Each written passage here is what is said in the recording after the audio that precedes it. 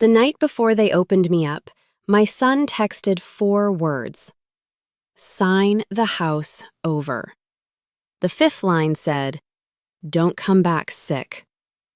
I read it twice under the fluorescent lights of a pre-op room that smelled like rubbing alcohol and cold coffee, my hospital gown gaping open at the back, an IV already taped into the crook of my arm. I read it a 3rd time to make sure I hadn't imagined it, because surely, no son says that to his mother the night before she goes under anesthesia for a kidney transplant. But there it was. Kyle Marsh, 34 years old, the boy I had rocked through croup and colic and every fever a small body can survive, had typed those words on a phone I bought him for his 16th birthday, and he had sent them at 9:41 on a Tuesday night while I sat alone in a hospital bed waiting to find out if I would live to see Wednesday. I want to tell you I called him immediately. I want to tell you I screamed or cried or threw the phone across the room the way people do in movies. I did none of those things. I set the phone face down on the tray table beside a plastic pitcher of water I wasn't allowed to drink, and I looked at the empty bed across from mine, and I waited. That bed did not stay empty for long. A nurse wheeled a woman in around 10 o'clock, silver-haired, sharp-eyed, somewhere in her late 60s like me, wearing a robe that was clearly not hospital issue, deep burgundy silk with her initials stitched in gold thread at the collar. She settled herself against the pillows like she was checking into a hotel she'd stayed at 100 times before, and when the nurse asked if she needed anything, she said, without missing a beat, "A different family, but I understand that's not on the menu tonight." I laughed. It was the first time I had laughed in 11 hours, and it startled both of us. She turned her head and looked at me properly for the first time, taking in the tray table, the phone lying face down, the particular kind of stillness a person has when they are trying very hard not to fall apart in front of a stranger. "Rough night?" she asked. "My son wants me to sign the house over to him," I said, and hearing myself say it out loud for the first time made it real in a way the text message hadn't. "Before I go into surgery, in case I don't come back the way I left." She didn't gasp. She didn't offer some soft, useless sympathy. She just raised one eyebrow, slow and deliberate, the way you'd look at a stain on a white tablecloth. "In case you don't come back sick, you mean?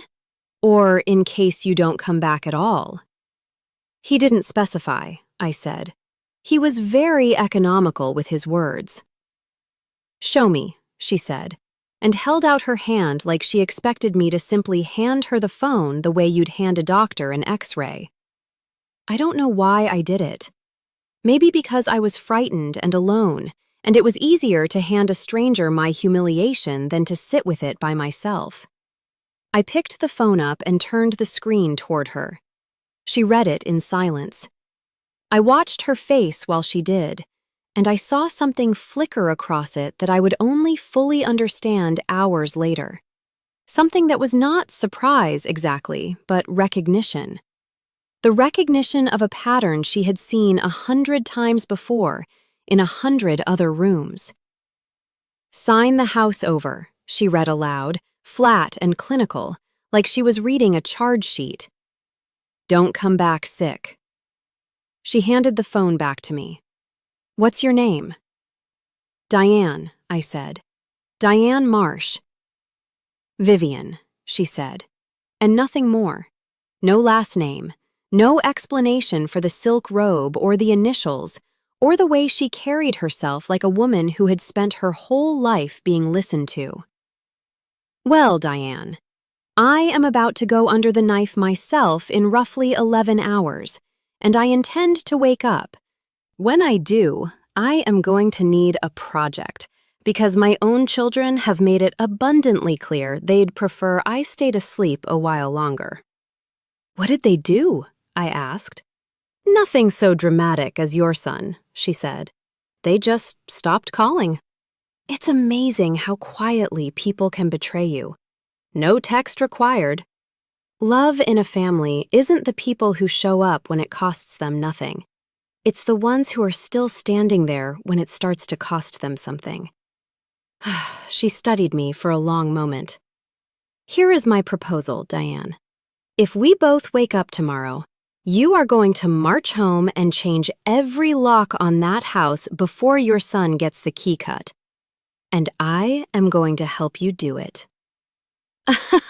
I laughed again, harder this time, the kind of laugh that has a sob folded up somewhere inside it. You don't even know me. I know your son texted a dying woman to ask for real estate, she said, and her voice dropped, quiet and certain. I know exactly what kind of help you're going to need. And I know I don't sleep well the night before surgery unless I've got something to look forward to on the other side of it.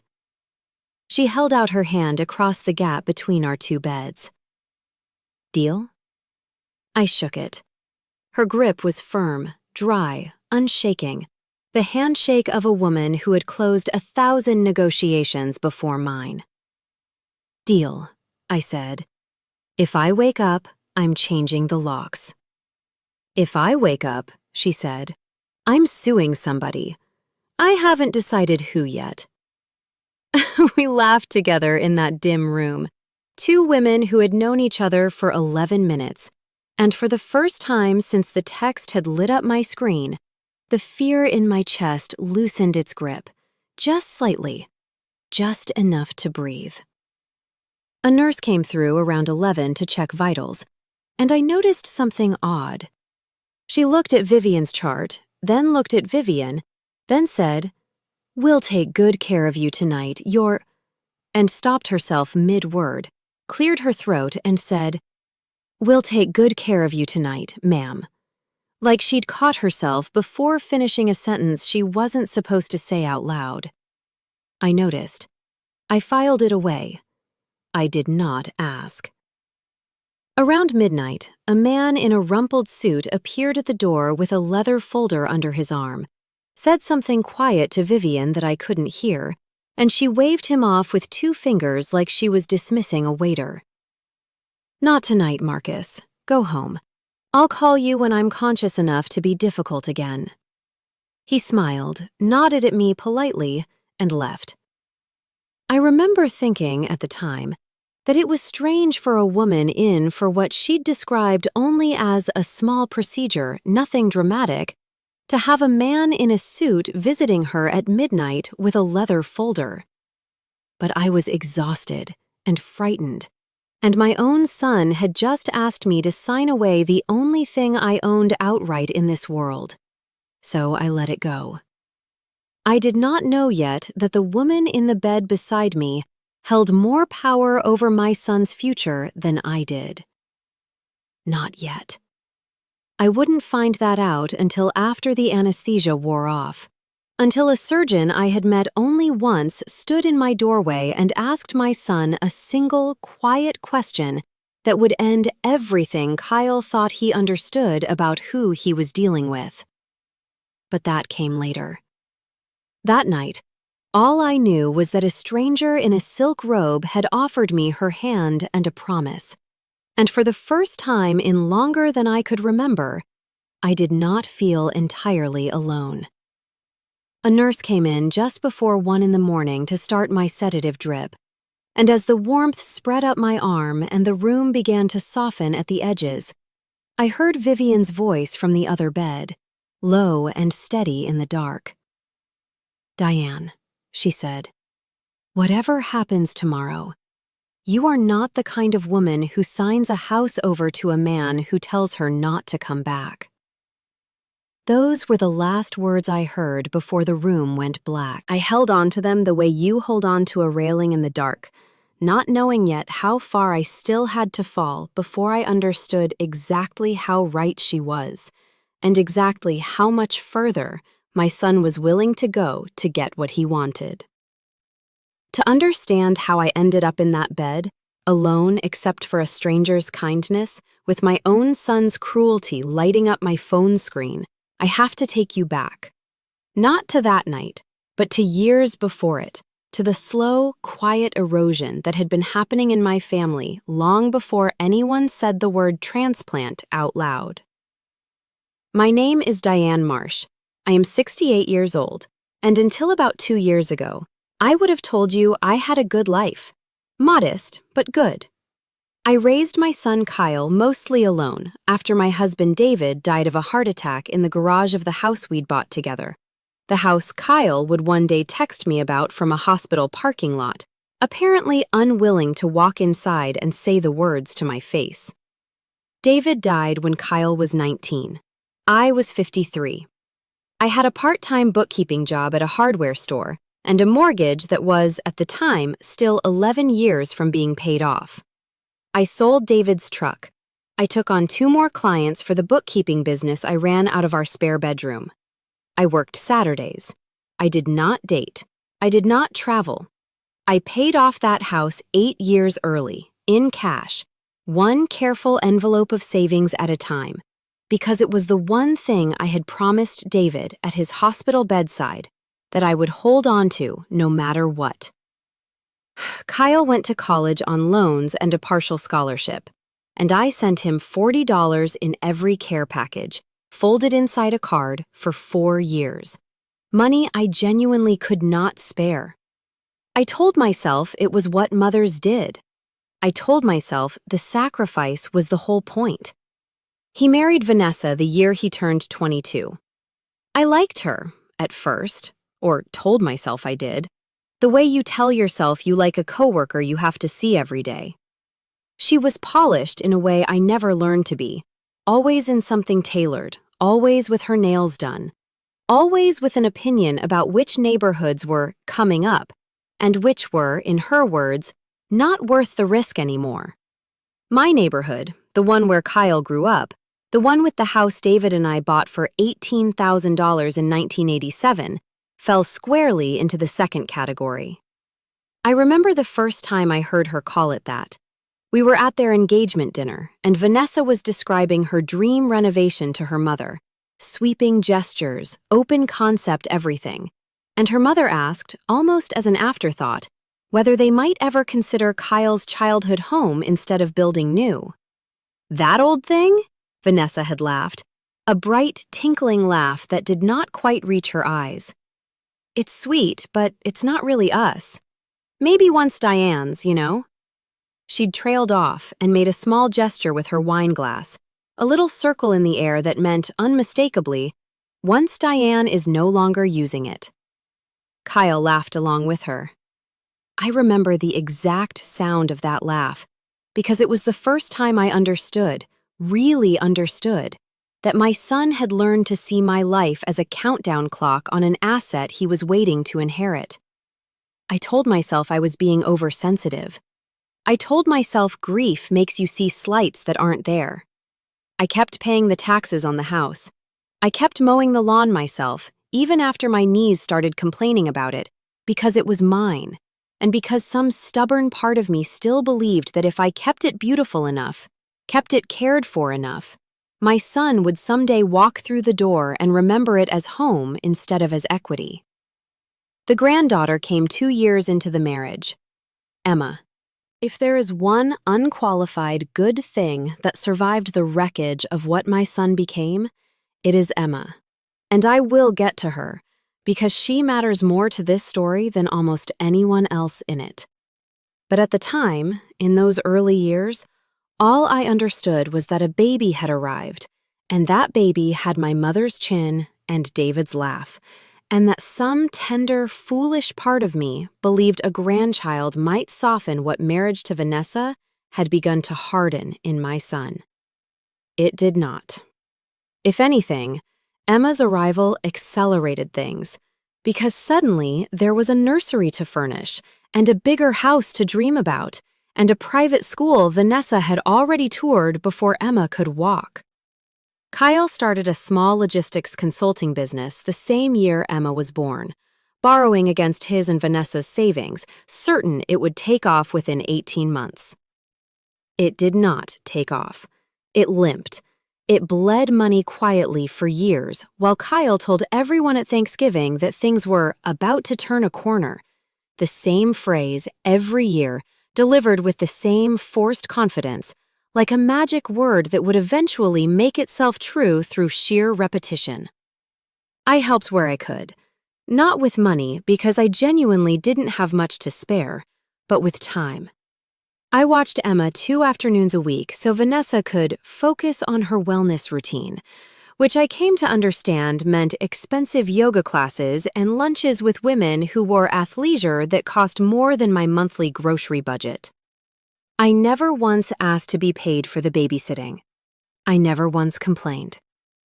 At a birthday dinner for Kyle's 32nd birthday, Vanessa, 3 glasses of wine in, turned to the table and said, gesturing at me with a laugh that was meant to be affectionate and landed somewhere closer to cruel, "Isn't it wonderful having a built-in nanny who does it for free? Diane's a real lifesaver, the charity case who saves us a fortune." The table laughed. Kyle laughed. My own son, watching his mother be called a charity case at his birthday dinner, laughed along with the joke instead of correcting it. And I sat there with a fork full of cake I could no longer taste, and I said nothing, because that was what I had trained myself to do. Say nothing.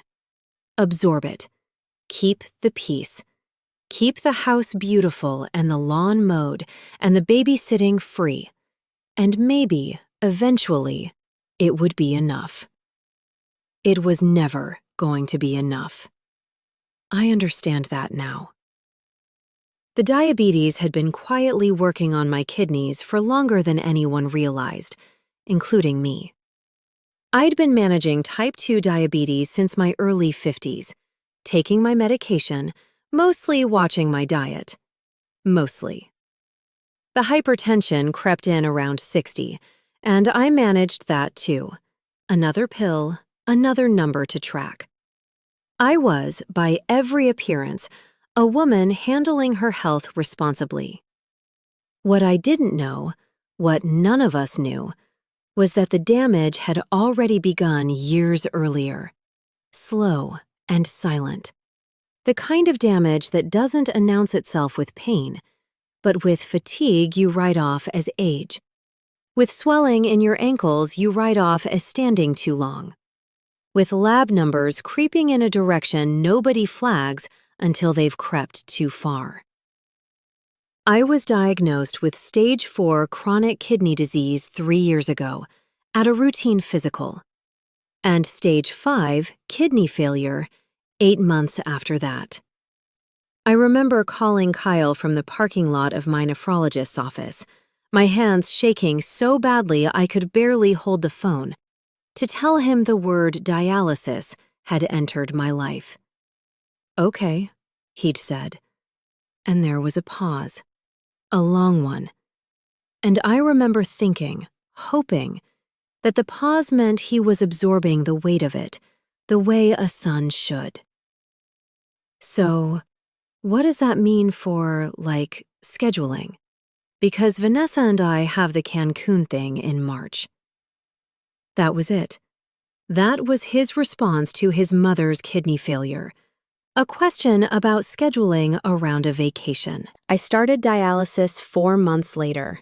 3 times a week, 4 hours at a time, a chair, a machine, a slow cycle of blood leaving my body and returning cleaner than it left, while I watched the clock on the wall and thought about all the years I'd spent making that boy care packages with $40 folded inside. Kyle visited the dialysis center exactly twice in 2 years. Both times he stayed less than 20 minutes, and both times he mentioned money before he left. The first time he asked, almost casually, whether I'd updated my will recently. The second time, 2 months later, he brought a folder. "It's just a power of attorney," he said, sliding it across the little table beside my dialysis chair like he was handing me a restaurant menu. "In case something happens. It's just practical, Mom. You don't even use half the house anymore. You're barely home.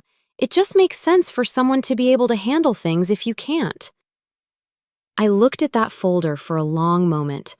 I thought about the years of care packages, the years of free babysitting, the years of keeping the peace, and something in me, something that had been quiet for a very long time, finally spoke up. "I'll think about it," I said, and I did not sign. Kyle's jaw tightened in a way that reminded me, uncomfortably, of his father when David was frustrated. "You're being difficult, Mom. I'm trying to help you." "You're trying to help yourself," I said, quietly, and I watched something shift behind his eyes, something that told me he had heard the truth in that sentence and did not like it one bit. He didn't bring the folder again, but I noticed, in the months that followed, a change in how he and Vanessa talked around me at family gatherings, a new carefulness, a new watchfulness, like two people casing a house they intended to break into eventually, just waiting for the right window to open. I did not know then how literally that would turn out to be true. The transplant list took 2 years. 2 years of dialysis, of fatigue that lived in my bones, of watching younger, healthier versions of myself in magazine advertisements, and wondering if I would ever feel like that again. 2 years of Emma, my one true bright spot, sneaking her mother's phone to send me a heart emoji or a photo of a drawing she'd made. Small kindnesses that kept me afloat when almost nothing else did. The call came at 1:47 in the morning on a Monday. A deceased donor match, a young man in his 20s who had died in a car accident 3 states away, whose family, in their own unimaginable grief, had chosen to give strangers a chance at the life he no longer had. I cried when the coordinator told me. I cried for him, for his family, and yes, selfishly, for myself, because after 2 years of waiting, I finally had a date. Surgery in 2 days. I called Kyle first. It rang 4 times before he answered, voice thick with sleep. "Mom, it's 2 in the morning. "They found a kidney," I said, and my voice cracked on the word kidney in a way that embarrassed me even as I said it. "Kyle, they found one. I go in Tuesday night." There was a pause, a long one. I have relived that pause more times than I can count, trying to understand what was happening behind it, what calculations were running through my son's mind while his mother wept with joy and terror into the phone at 2 in the morning. "Okay," he finally said. Wow, that's a lot.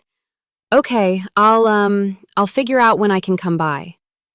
He hung up before I could say anything else. I sat alone in my kitchen, in the house David and I had paid off with a decade of Saturdays, holding a phone that had just delivered the best news of my medical life to a son who could not manage a single word of comfort in return.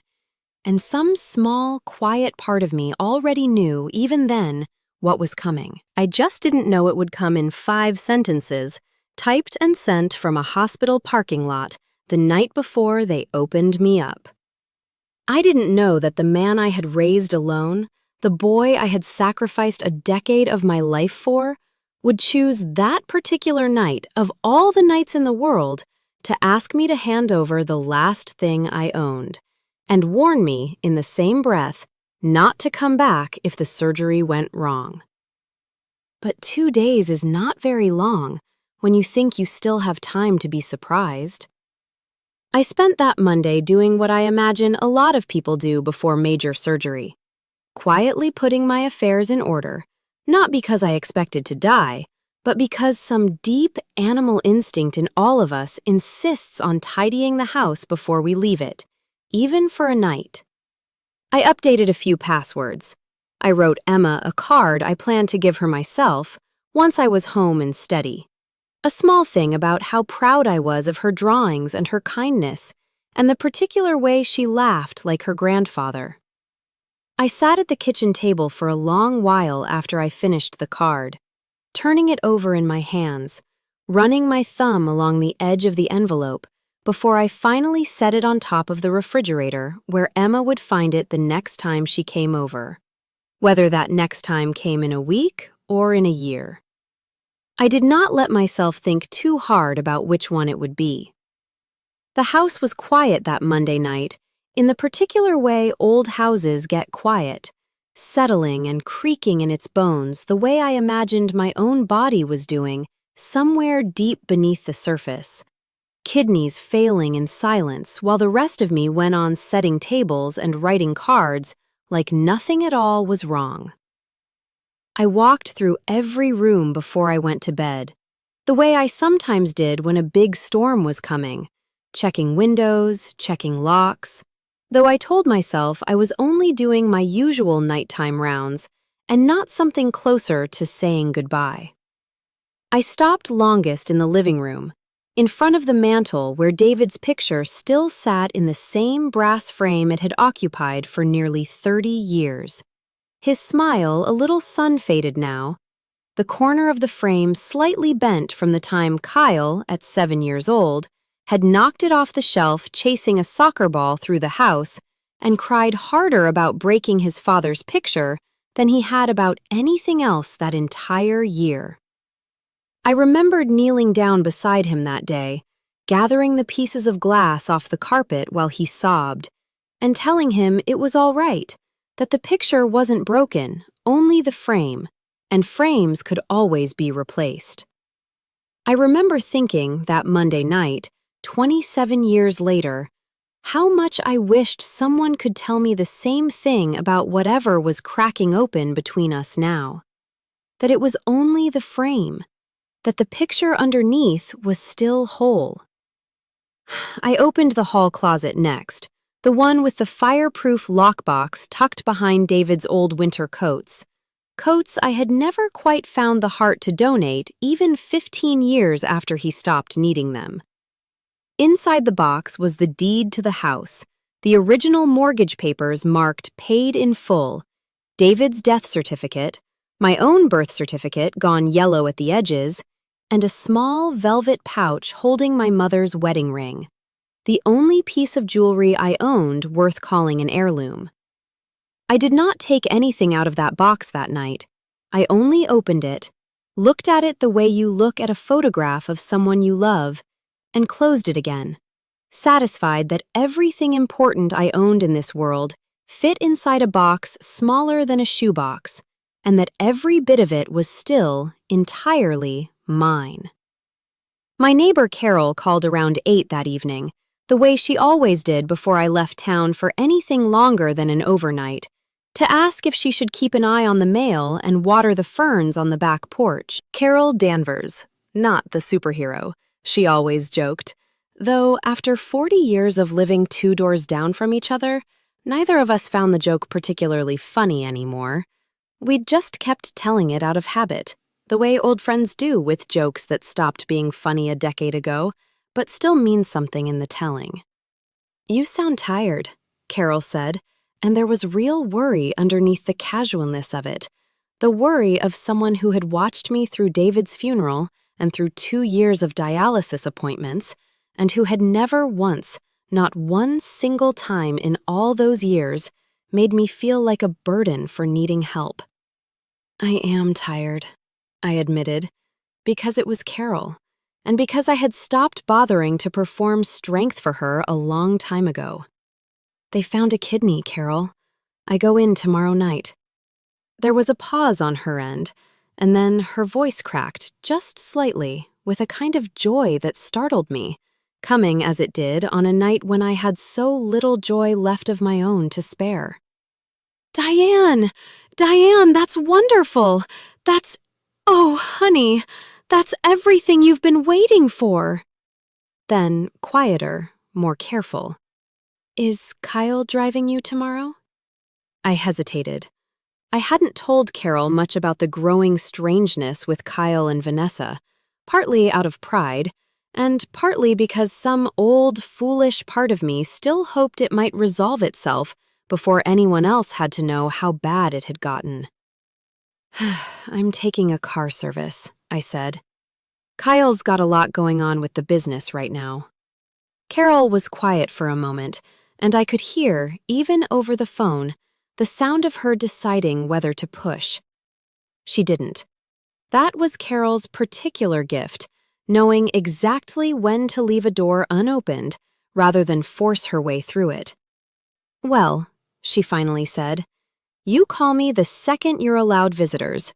And I mean the second, Diane. I don't care what hour it is. And I'll water your ferns and check your mail every single day you're gone. That house isn't going anywhere without you in it."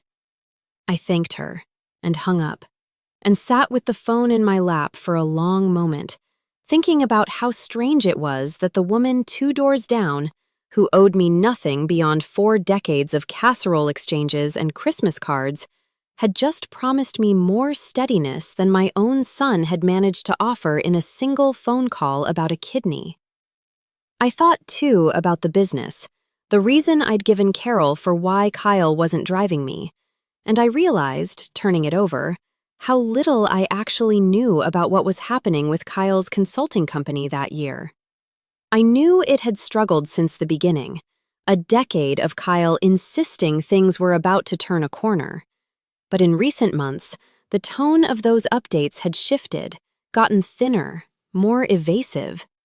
He'd mentioned at Easter something about restructuring the financing, and when I'd asked what that meant, he'd waved a hand and changed the subject to Emma's upcoming school play. I remember thinking at the time that it wasn't my business to press.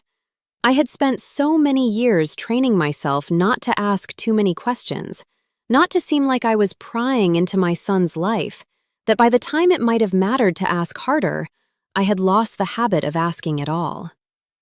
I did not know, that Monday night, that Kyle's restructuring already had my house's name written somewhere inside it, in the fine print of a loan agreement I would not read for another 6 weeks. I only knew that something in his voice, these past months, had carried a tightness I recognized from David's worst years running his own small hardware repair business, the tightness of a man doing math in his head that never quite balanced. Around 9, my phone buzzed with a text from Vanessa, not Kyle, which was itself unusual enough to make me sit up straighter. It read simply, "Hope the surgery goes okay tomorrow. Let us know if you need anything after. Emma made you a card too. I'll have Kyle bring it by sometime." I read it 3 times, searching for warmth I wasn't sure was actually there, or whether I only wanted it to be there badly enough to imagine it. I typed back a simple "thank you" and set the phone down, and told myself that perhaps I was being unfair to both of them, that perhaps fear made people strange and clumsy with the people they loved, that perhaps tomorrow, or the day after, things would look different once the crisis had passed and everyone had time to breathe. I did not yet know that somewhere in the same house where Vanessa typed that gentle little text, a folder was already being prepared, or that the word restructuring Kyle had used at Easter had, by that point, already become a signed loan document with my house listed as its collateral. I only knew, sitting alone at my kitchen table that Monday night, that I was frightened and hopeful, and that both feelings could apparently live inside a person at the exact same time without canceling each other out. I called Emma once, briefly, before her bedtime, using the excuse of thanking her in advance for the card Vanessa had mentioned. Though really, I think I just wanted to hear her voice one more time before everything changed, whichever direction it changed in. "Grandma, are you scared?" she asked, with the particular bluntness only a 10-year-old can manage, cutting straight past every polite deflection an adult might have offered instead. "A little," I admitted, because I had promised myself, long ago, that I would never lie to that child the way so many adults in her life seemed comfortable lying to each other. "But the doctors are very good, sweetheart, and I have a lot of people thinking about me tomorrow. That helps more than you'd think." "I'm going to think about you the whole time," she said very seriously, and I could hear, in the background, Vanessa's voice calling her toward the bathtub, and Emma's small, muffled goodbye before the line went quiet. I held the phone against my chest for a moment after we hung up, the way you hold something warm on a cold night, and I thought, not for the first time, that whatever happened to the rest of this fractured family, I would spend whatever strength I had left making sure that child never doubted she was loved plainly and without condition by at least one person in it. I thought, too, briefly, about calling Renata Cole's office just to leave a message letting her know about the surgery date, the way you might tell any trusted advisor before disappearing for a few days. I picked up the phone, found her number in my contacts, and let my thumb hover over it for a long moment before setting the phone down. There was nothing urgent to discuss. My affairs, as far as I understood them that night, were already in reasonable order.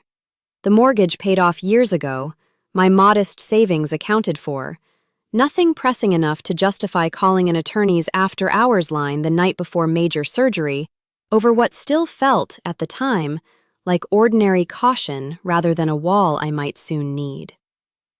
I would call her office 3 days later, from a hospital bed, for an entirely different reason. But I did not know that yet, sitting in my quiet kitchen with the porch light left on for no one in particular.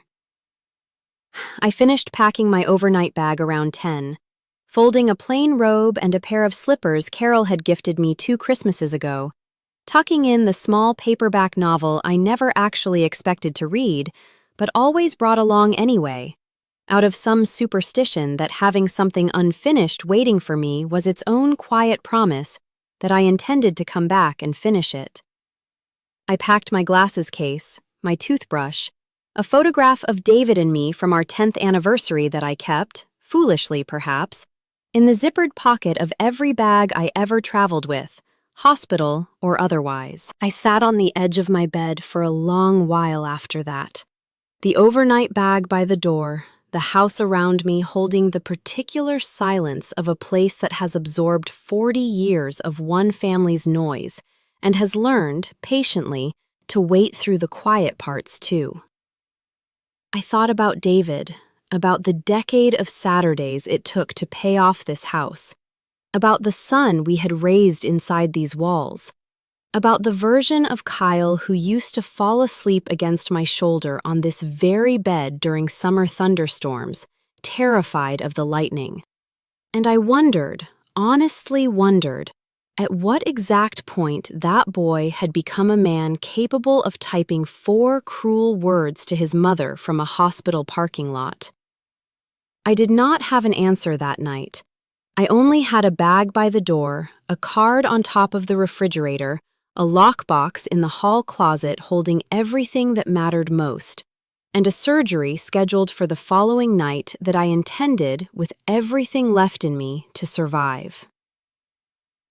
I did not update my will. I did not sign anything. I had, in the 2 years since Kyle first brought me that power of attorney folder, quietly consulted an elder law attorney of my own, a careful, unhurried woman named Renata Cole, who had reviewed my finances, my house deed, my modest retirement account, and told me, in plain terms, that I was under no obligation to hand over control of anything to anyone, sick or not. Your son cannot force you to sign a power of attorney, Renata had told me, over coffee in her small office 18 months earlier. And he certainly cannot force you to sign over your home. If anyone ever tries to pressure you into it while you're incapacitated or under duress or medicated, that's not a gift, Diane. Under the law, that's undue influence. And depending on how it's done, it can rise to something much worse than that. I remember thanking her and thinking, at the time, that I was simply being cautious, the way any sensible widow manages her own affairs. I did not think, not really, that I was preparing a defense. I did not think my own son would ever give me a reason to need one. I was wrong, and I would find out exactly how wrong in the most humiliating way possible on the Tuesday night before my surgery, when a 5-sentence text message arrived on my phone and told me, in language stripped of any pretense of love, exactly what my son believed I was worth. Sign the house over. Don't come back sick. 4 words and a warning, and somewhere behind them, a plan I hadn't yet begun to understand the shape of. By the time I checked into Ridgemont Memorial the next afternoon, I had not replied to that text. Not one word. I had packed a small overnight bag, called a rideshare because I did not trust myself to drive, and walked through the automatic doors of the hospital with my chin up and my hands trembling, determined that whatever happened next, my son would not get the satisfaction of watching me beg. I had no idea, checking into that pre-op unit, that the woman waiting for me in the next bed would turn out to be the single most consequential person I would ever share a hospital room with. I had no idea that within 48 hours, my son would stand in a doorway and be asked a question by a surgeon that would strip every ounce of confidence from his face. I had no idea that the locks on my house, the ones I joked about changing, would in fact be changed, and that the man who told me not to come back sick would be the one, in the end, begging to come back at all. But all of that was still ahead of me. That Tuesday night, all I had was a phone I refused to answer, a stranger's handshake, and a promise that felt, in the dark of that hospital room, like the only solid thing left in my world. I woke up 11 hours after the anesthesia took me, my throat raw from the breathing tube, a dull, deep ache radiating from my lower abdomen where a stranger's kidney now lived inside my body, doing the work mine could no longer do. The recovery room was bright and too loud, monitors beeping in overlapping rhythms, and it took me a long, disoriented moment to understand where I was and what had happened. The surgery had gone well. A nurse told me that first, before anything else, her hand warm on my shoulder. "You did beautifully, Diane. The new kidney is already producing urine, which is exactly what we want to see this early. Dr. Okafor will be by soon to check on you." I cried, quietly, from relief, and then I thought of Vivian and I asked, my voice cracked and unfamiliar to my own ears, whether the woman from the bed beside mine had come through her own surgery.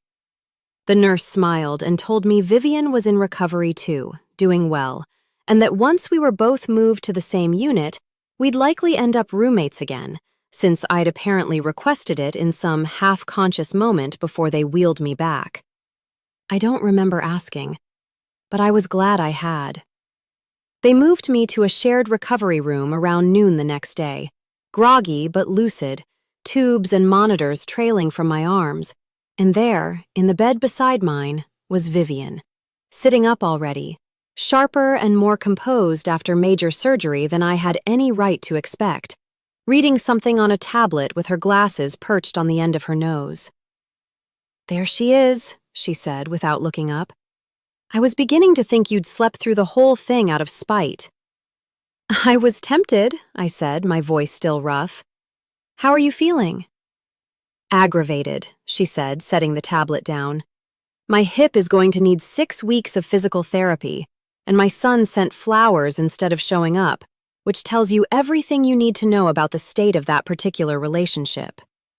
She studied me for a moment, and her voice softened, just slightly. "How's your son handling the news that you're alive?" I hadn't checked my phone. I'd been afraid to. When the nurse finally brought it to me, plugged in and charged, I saw 3 missed calls from Kyle and 1 new text, sent at 8 the previous morning, while I was still in surgery. "Mom, we need to talk about the house situation ASAP. Vanessa found a great agent. Also, I have some papers I need you to sign when you're up for it. Nothing major." I stared at that message for a long moment, the casual cruelty of it. Papers to sign. Nothing major. as though he hadn't spent the night before my transplant demanding I sign over the roof over my head and telling me not to come back if it went wrong. I turned the phone so Vivian could read it, because by now, showing her these messages had become a kind of ritual between us, a way of proving I wasn't imagining the shape of what was happening to me. She read it in silence, and then she did something I did not expect. She reached for the little bedside table between us, pulled a slim leather notebook from a drawer, and began to write, quick and precise, the way a person writes when they've done this exact thing 1,000 times before. "What are you doing?" I asked. "Taking notes," she said without looking up. "Dates, times, exact language. It's a habit of mine. You'll thank me for it later." She glanced at me over her glasses. "Diane, I need to ask you something, and I want you to think carefully before you answer. Has your son, at any point in the last 2 years, asked you to sign a power of attorney, a deed transfer, or any document giving him control of your finances or your property?" "Once," I said. 2 years ago, at dialysis. I said I'd think about it. I never signed it." "And since then?" "Nothing formal, just comments, pressure. The text, obviously." I hesitated. "Why does it matter? He can't make me sign anything I don't want to sign." "No," Vivian said, and something in her voice went very quiet and very certain. "But he can try to get you to sign something while you're medicated, exhausted, and vulnerable in the first 48 hours after major surgery, when you might not fully understand what's in front of you. And that, Diane, is exactly the kind of thing I have spent a great deal of my professional life watching families attempt." I looked at her, at the precise, careful notes she was taking, at the way she'd used the phrase professional life, like it was a door she'd left deliberately ajar. And I felt, for the first time, the shape of the mystery I'd been too exhausted and too frightened to examine closely. "Vivian," I said slowly, "what do you do? What did you do? Before, I mean." She looked up at me, and for just a moment, something almost mischievous crossed her face. The expression of a woman who has been waiting for exactly this question and has decided, finally, that the time has come to answer it. "Let's finish this conversation later," she said instead. "Because unless I am very much mistaken, your son is about to walk through that door, and I would very much like to see what he does when he thinks his mother is alone." I didn't understand what she meant. Not yet. But less than an hour later, I heard footsteps in the hallway, and Kyle's voice, low and rehearsed, saying something to Vanessa about just getting it done while she's groggy. It'll be easier that way. And I understood, all at once, exactly how far my son was willing to go. They walked in together, Kyle in a blazer he didn't normally wear on weekdays, Vanessa trailing behind him in heels far too polished for a hospital visit, and behind them, a third person I didn't recognize, a woman in business casual clothes carrying a small case and a stamp. "Mom," Kyle said, his voice warm in a way that didn't reach his eyes, the same practiced warmth I'd heard him use on clients over the phone. "You look great. How are you feeling?" I did not answer him right away. I want you to understand that pause because it mattered more than anything I said after it. I lay there in that hospital bed, tubes taped to the back of my hand, a monitor beside me tracking a heartbeat that felt too loud in my own ears, and I let the silence stretch, just for a moment, the way you let a held breath stretch before you finally let it go. I looked at my son standing in the doorway of that recovery room, and for one strange, suspended second, I did not see the man in the blazer he never wore on weekdays. I saw instead a boy of 6, standing in almost exactly that same posture, weight shifted onto one hip, chin slightly lifted, in the doorway of our old kitchen the morning of his first day of school, waiting for me to tell him he looked handsome before he'd let me walk him to the bus stop. I remembered kneeling down that morning to straighten his collar, and I remembered thinking, with the particular ferocity only a young mother can feel, that I would spend the rest of my life making sure nothing in this world ever made that child feel small. I looked at him now, 28 years later, standing in a different doorway with a notary and a folded document, and a wife whose heels clicked against hospital linoleum like she was walking into a boardroom instead of her mother-in-law's recovery. And I felt the strange, dislocating grief of loving someone you no longer entirely recognize. The room itself pressed in around me in small, sharp details, the way rooms do when your body is still half-tethered to anesthesia, and your mind is working overtime to compensate. The blinds were half open, slicing the midday light into pale gold bars across the foot of my bed. Somewhere down the hall, a cartwheel squeaked, rhythmic and insistent, the kind of sound that becomes unbearable after the third or fourth pass. My IV pole hummed faintly, the machine keeping quiet, patient count of the fluid dripping into my arm. And beneath the thin hospital blanket, the surgical site along my lower abdomen throbbed with a dull, deep ache that flared sharper every time I shifted my weight. A physical reminder that a little more than a day earlier, a surgeon's hands had been inside my body, placing a stranger's kidney where my own failing ones no longer served me. I was tired in a way I don't think I had ever been tired before in my life. Not even during the worst months of dialysis. Not even in the exhausted, grief-soaked year after David died. It was a tiredness that lived somewhere beneath the muscle, in the marrow, the kind of tiredness that makes even holding your own head upright feel like a negotiation.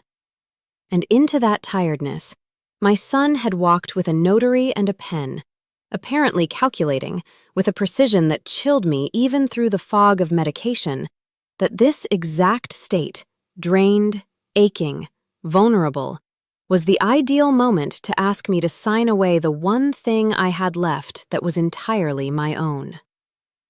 I let my eyes move, slowly, from Kyle to Vanessa, taking in the details the way I imagined Vivian might, cataloging rather than simply seeing. Vanessa's blouse was new, I noticed, a soft cream silk I didn't recognize from any of her usual rotation. The kind of blouse a person wears when they want to look effortless and put together at the same time. The kind of blouse that costs more than 3 weeks of my old grocery budget. Her nails were freshly done, a pale, deliberate shade that matched nothing about the inside of a hospital, and everything about a woman who had clearly not expected this particular errand to take very long. And then there was Denise, the notary, standing a few feet behind them near the door, her small case held against her chest with both hands, her eyes flicking uncertainly between Kyle and me, between the folded papers and the machines beeping beside my bed. She did not look like a woman comfortable with what she had been hired to do. She looked, if anything, like someone slowly realizing she had walked into a room far more complicated than the job description she'd been given over the phone. I thought, in that suspended moment, about the last time I had seen my son this dressed up outside of a wedding or a funeral. It had been 8 months earlier, at Emma's school fundraiser, a spring carnival held in the gymnasium of her elementary school, string lights and a dunk tank and parents in polo shirts drinking lukewarm lemonade out of paper cups. Kyle had worn a blazer that night too, I remembered now, a different one, but cut from the same careful, performative cloth, because there had been a man there from the school board he wanted to make an impression on, some possible connection for a consulting contract he was chasing. I remembered watching him work that gymnasium the way some men work a room at a business conference. Handshake, compliment, business card. And I remembered feeling, even then, a small flicker of unease at how easily charm seemed to come to him now, how it had replaced something warmer that used to live underneath it. I had pushed that unease away that night, the way I had pushed away so many small warnings over the years, telling myself it was simply what modern professional life required. telling myself I did not understand the pressures of running a business the way David had understood them, telling myself my son was simply trying, in his own imperfect way, to build something solid for his family. Looking at him now, blazer buttoned, pen uncapped, notary in tow, I understood that the charm I had watched him deploy at that spring carnival, and the charm he was attempting to deploy on me now, in a hospital bed a day after major surgery, came from the exact same well. It had never been warmth. It had only ever been strategy, and I had simply never been positioned, until this moment, to be on the receiving end of it in quite so naked a form. I became aware, in the periphery of my attention, of Vivian in the bed beside mine, utterly still, watching the scene unfold with the particular quality of stillness that predators and judges share. A stillness that is not passivity, but concentration. I did not look directly at her. I did not need to. I could feel her presence there, steady and unhurried, the notebook still open on her lap, her pen resting against the page, waiting. I thought, absurdly, of Carol 2 doors down, promising to water my ferns. I thought of the lockbox in my hall closet, the deed inside it, David's death certificate, my mother's wedding ring in its small velvet pouch. I thought of Emma's card, still sitting on top of my refrigerator, the one I had written the night before, telling her how proud I was of her kindness. I thought of every single thing in my life that was quietly, entirely mine.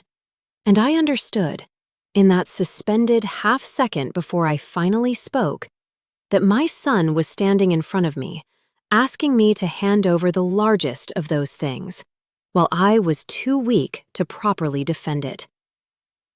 I thought about the word he had used in his text 2 nights earlier. Sick. Don't come back sick. And I understood, looking at him now, that to Kyle, sick had never simply meant a medical condition. Sick meant inconvenient. Sick meant a liability on a balance sheet he was somewhere, quietly running in his head, weighing the cost of a mother who might need care against the value of a house he had already, in his own mind, begun to spend. I noticed, too, the way his eyes kept flicking almost involuntarily toward the door, toward the hallway beyond it, the way a man checks an exit when he is doing something he suspects he should not be doing. He was in a hurry. That detail, small as it was, told me more than almost anything else in that room. A son simply checking on his recovering mother does not glance at the clock. A son executing a plan on a tight window does. Behind him, Vanessa shifted her weight from one heel to the other, and I caught, just barely, the flash of impatience crossing her face before she smoothed it back into practiced sympathy. She was not here out of concern for me. She was here to make sure Kyle did not lose his nerve. I thought about all of this in the space of perhaps 4 or 5 seconds, though it felt, lying there, like considerably longer. The particular elastic quality time takes on when your body is exhausted past its normal limits, and your mind, strangely, sharpens instead of dulling in response. I thought about the years of care packages with $40 folded inside. I thought about the charity case comment at his 32nd birthday dinner, and the laugh he'd given in response instead of the correction I'd needed. I thought about the power of attorney folder at dialysis, slid across a table like a restaurant menu. I thought about every quiet, cumulative moment that had led, in a straight and terrible line, to this one. And beneath all of it, underneath the anger that was beginning, slowly, to displace the grief, there was still love. That is the part people rarely understand about betrayal from your own child. It does not arrive clean. It does not simply replace the love that came before it. It sits directly on top of that love, heavy and suffocating, so that even as you watch your son extend a pen toward you with a stranger's paperwork, some old, stubborn part of you is still cataloging his good qualities, still making excuses, still hoping, against every scrap of evidence in front of you, that this is not really who he has become. I looked, finally, at the pen in his hand, uncapped, waiting, and at the folded document tucked against his side, and I made myself take one slow, careful breath. The kind of breath the recovery nurses had taught me to take that morning to manage the pain along my incision. In through the nose, held for a count of 4, released slowly through the mouth. The ache in my abdomen flared and settled. The monitor beside me beeped its steady, indifferent rhythm.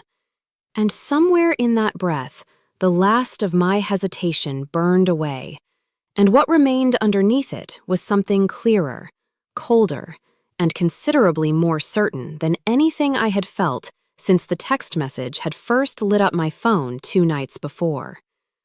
I was not going to sign anything today. Not because a judge happened to be lying in the bed beside me, though I did not yet know that she was one. Not because Renata Cole's warnings from 18 months earlier were echoing somewhere in the back of my mind, though they were. I was not going to sign anything today because some deep, unshakable part of me finally understood, watching my son stand in that doorway with a pen and a stranger and a rehearsed apology already forming behind his eyes, that whatever I handed him in that moment, he would spend without a second thought, and whatever I refused to hand him, he would resent me for refusing. And either way, the outcome would tell me exactly the same devastating truth about who he had become. So I decided, in that final second before I spoke, that if I was going to be resented either way, I would at least be resented for keeping what was mine. I just had major surgery yesterday, Kyle, I said. How do you think I'm feeling? Right, of course. He glanced at the woman with the case, then back at me, and gestured vaguely. This is Denise. She's a notary. I figured, since you're here anyway, we could just knock out that paperwork we talked about. It's really nothing major, just some updates to the deed, cleaner ownership structure, that kind of thing. It'll take 5 minutes. 5 minutes. He wanted 5 minutes of my drugged, exhausted, post-surgical attention to sign away the house David and I had spent a decade paying off. I'm not signing anything today, I said, my voice weaker than I wanted it to be, the anesthesia still thick in my blood, my hands trembling against the blanket. Vanessa stepped forward, her voice syrupy and impatient in a way I recognized from a decade of birthday dinners. Diane, honestly, we're just trying to make things easier for everyone. You're not going to be able to manage the upkeep on that house anymore, not with your health the way it is. And it just makes sense for Kyle to take it over now, while things are, uncomplicated. Uncomplicated, I repeated, and something in my chest went cold. Is that what you call me being alive?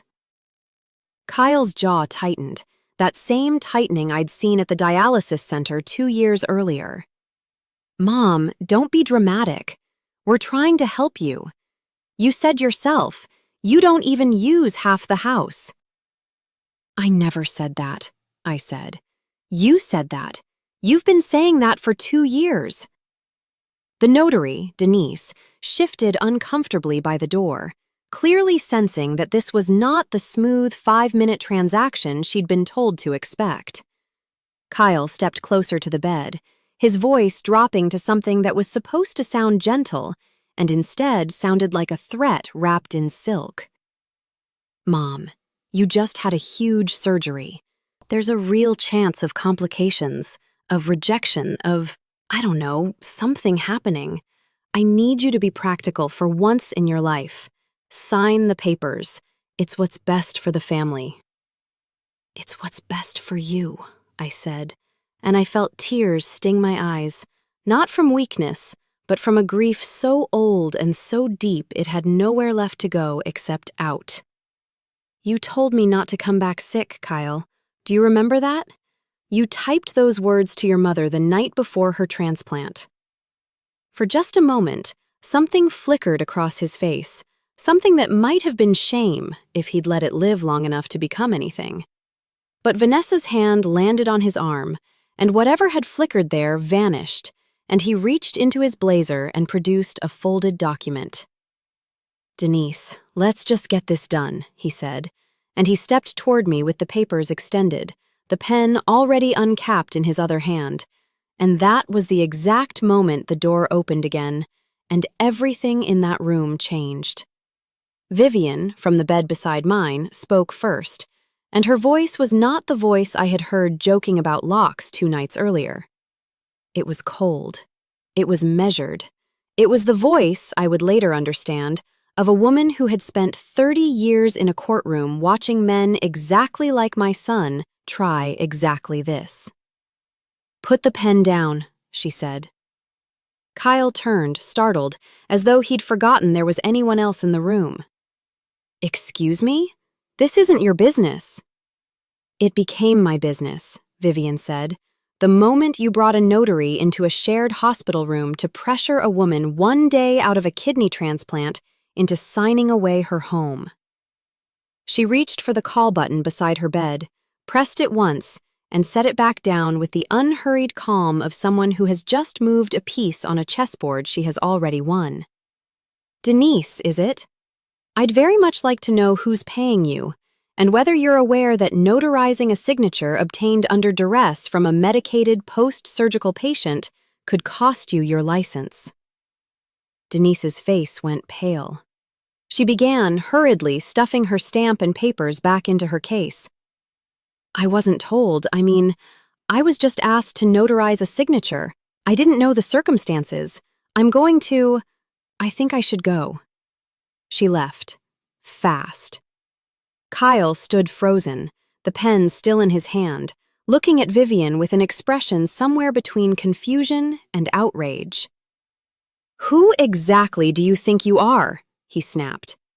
And that exact question hung in the air for one long, charged second before the door opened a third time, and Dr. Okafor, my transplant surgeon, still in his scrubs, stopped in the doorway with a chart in his hand and a look on his face that I will remember for the rest of my life. He looked at the pen in Kyle's hand. He looked at the papers half crumpled on my blanket. He looked at Vivian, sitting upright in her bed, silver hair loose around her shoulders, watching the whole scene unfold with the patient, unbothered calm of someone who had already won 100 arguments exactly like this one.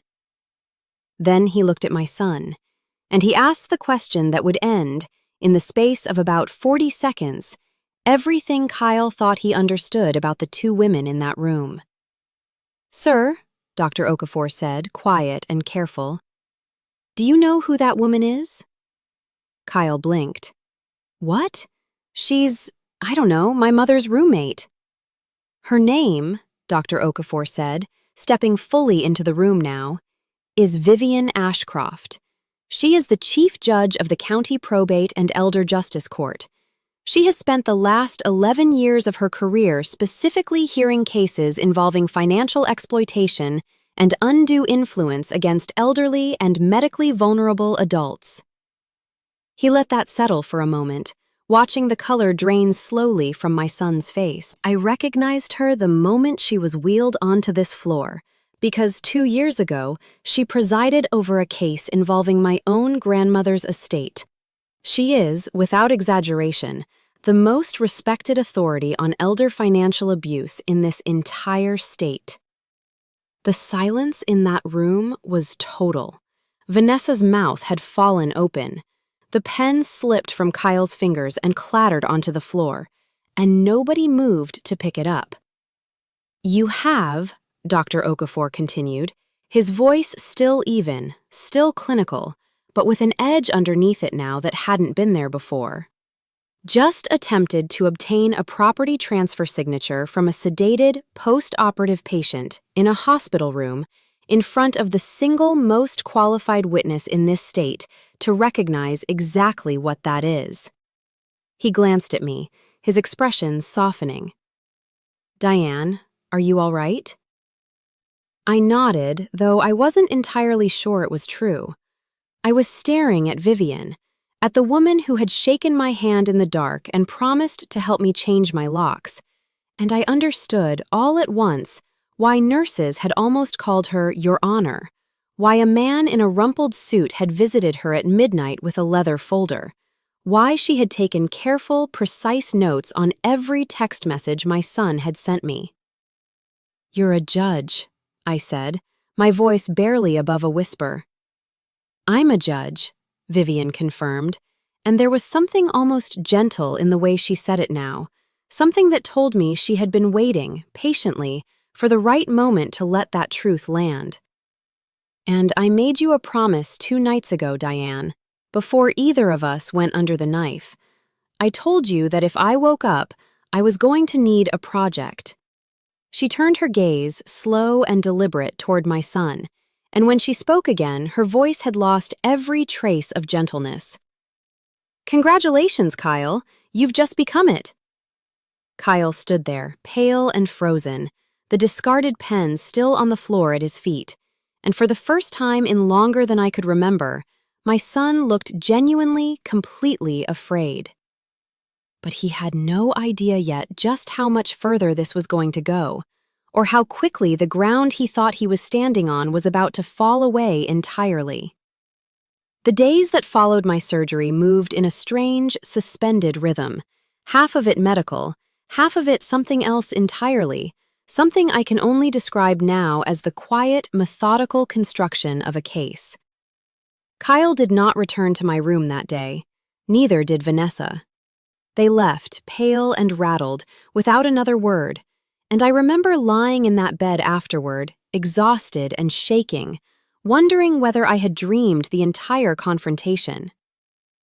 I hadn't, and Vivian, once the door had closed behind Dr. Okafor, turned to me with the calm, businesslike energy of a woman getting down to work.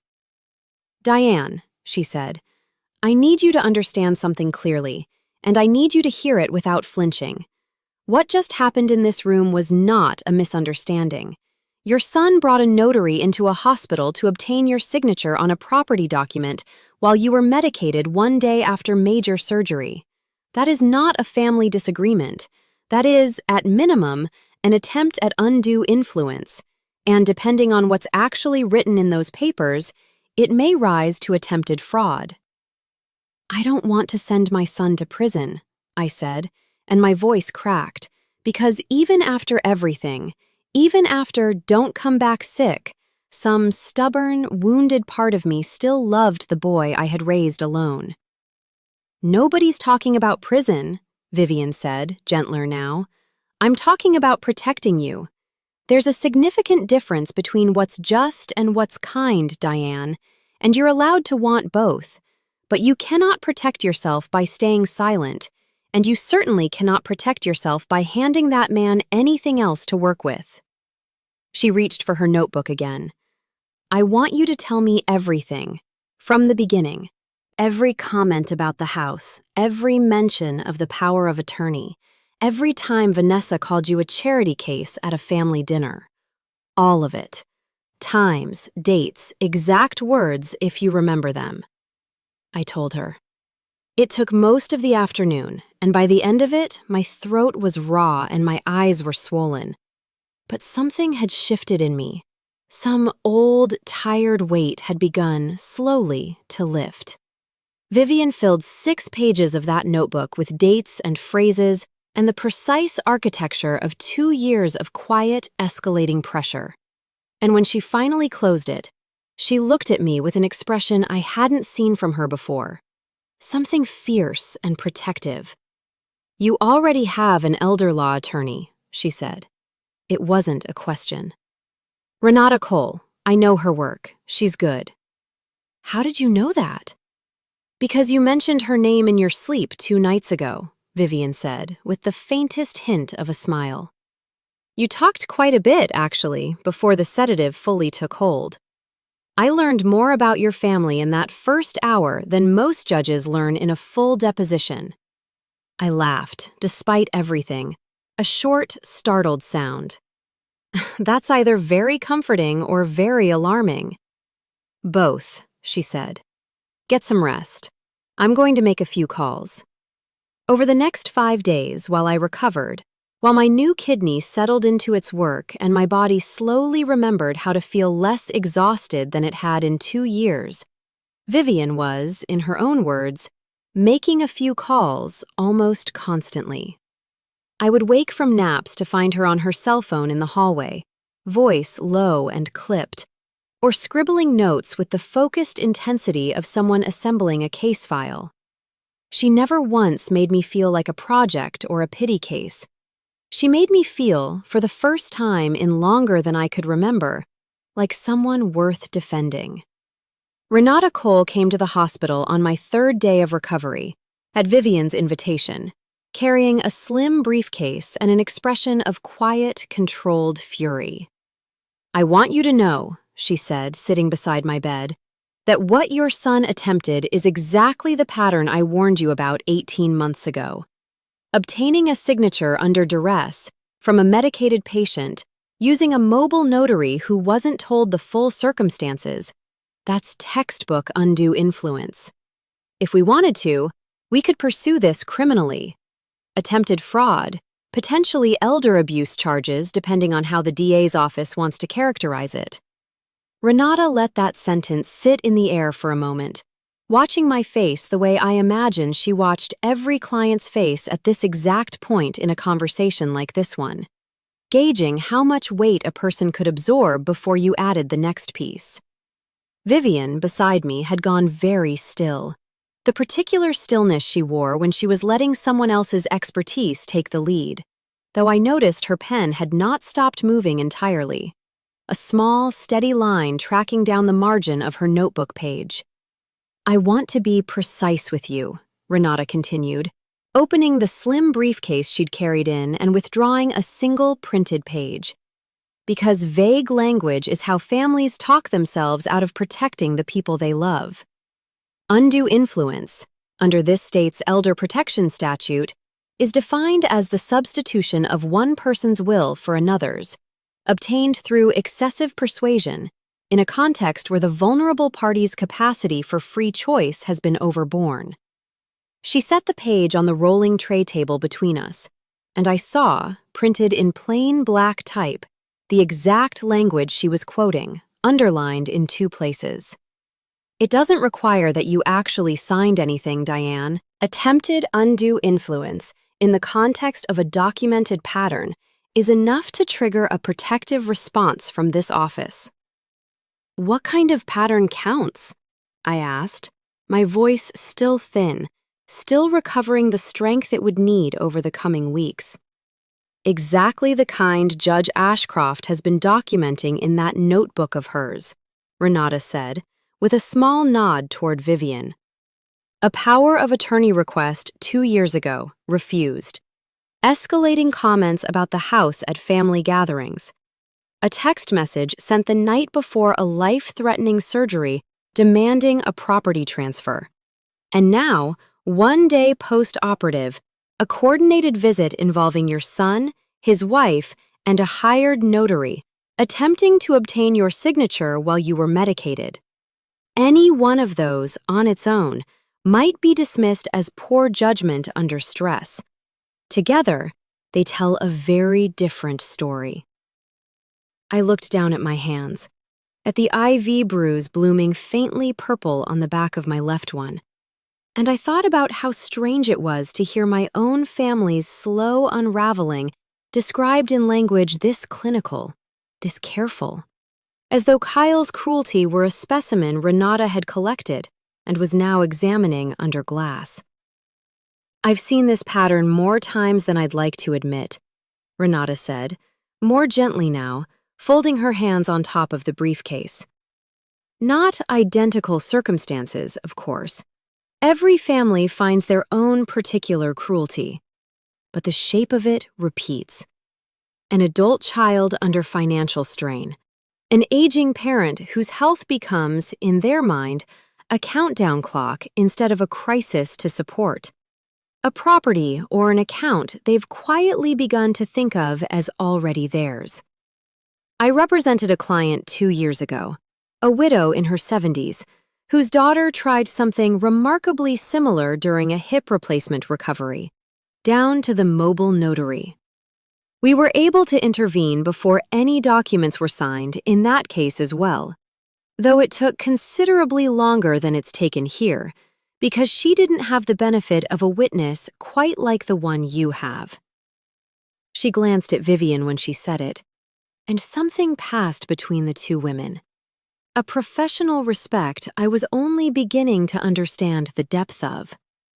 I still did not fully grasp in that moment exactly how significant it was to have a sitting judge, one specializing in precisely this kind of exploitation, present in the room where the attempt had happened. I understood it intellectually, the way you understand a fact someone has told you, but I had not yet felt the full weight of it settle into my body. "What happened to her?" I asked. "The widow, your other client." "She's doing well," Renata said. "She sold the house eventually, on her own terms, at her own pace, and moved into a smaller condominium near her sister. Her daughter didn't speak to her for the better part of a year. They've since reconciled, cautiously, on considerably different terms than before." She paused. "I tell you that not to promise you the same outcome, because every family writes its own ending, but to tell you that surviving this particular kind of betrayal and building something honest afterward is possible. It simply requires you to stop protecting the person who is hurting you before you protect yourself." I thought of Emma then, unbidden, the way I so often did whenever the conversation turned toward what might happen to Kyle. I thought of her small, serious face asking me if I was scared the night before my surgery, and I felt the old, familiar tug of loyalty pulling against the clearer, colder logic Renata was laying out in front of me. "There's also the matter of the notary," Renata continued, apparently sensing that I needed the conversation to keep moving, rather than let me sit too long inside my own guilt. "Denise Kowalski, according to the sign-in log at your nurse's station, I've already filed a preliminary complaint with the State Notary Licensing Board on Judge Ashcroft's recommendation, documenting what she witnessed. Ms. Kowalski may face suspension or revocation of her commission, depending on what the board finds regarding whether she was properly informed of the circumstances before agreeing to notarize." I felt a flicker of something almost like pity for Denise, standing frozen by the door that day with her small case clutched against her chest, clearly unprepared for the reception she'd received. "She looked frightened," I said. "I don't think she knew what she was walking into." "She may not have," Renata agreed, "which is precisely why these complaints exist, to protect people like her from being used as unwitting instruments in something like this, and to protect people like you from having a legitimate-seeming professional lend credibility to a signature that was never freely given. If she was misled, the board will likely take that into account. If she wasn't, that's a different conversation entirely." She glanced down at her notes. "Your son told her, according to the intake form she filled out for the mobile notary service, that this was, quote, a routine estate update for an elderly relative who was fully capable and simply too busy to come into an office. That characterization matters quite a lot, Diane, both for her defense and for the case we're building against your son."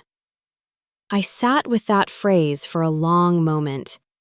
Elderly relative, fully capable, too busy to come into an office. I thought about lying in that bed a day after a surgeon's hands had been inside my body, and I thought about my son describing that moment to a stranger on an intake form, as though I'd simply had a scheduling conflict. The nurse came in briefly around that point, checking my vitals, adjusting the drip on my IV, offering me a small paper cup of water and asking, kindly, whether I needed anything for the pain. I shook my head, though the ache along my incision had begun to sharpen again, because some stubborn part of me did not want to be foggy for the rest of this conversation, did not want to miss a single word of what Renata was laying out in front of me. The nurse left, and the door clicked softly shut behind her, and the three of us sat again in that particular quiet hospitals specialize in, machines humming, the hallway beyond muffled and distant. "Can I ask you something?" I said to Renata, once the room had settled again. "You said 18 months ago, when I first came to your office, that you specialize in this. Elder financial exploitation.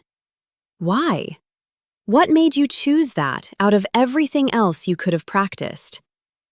Renata was quiet for a moment, and when she answered, her voice had lost some of its clinical precision, softened into something more personal.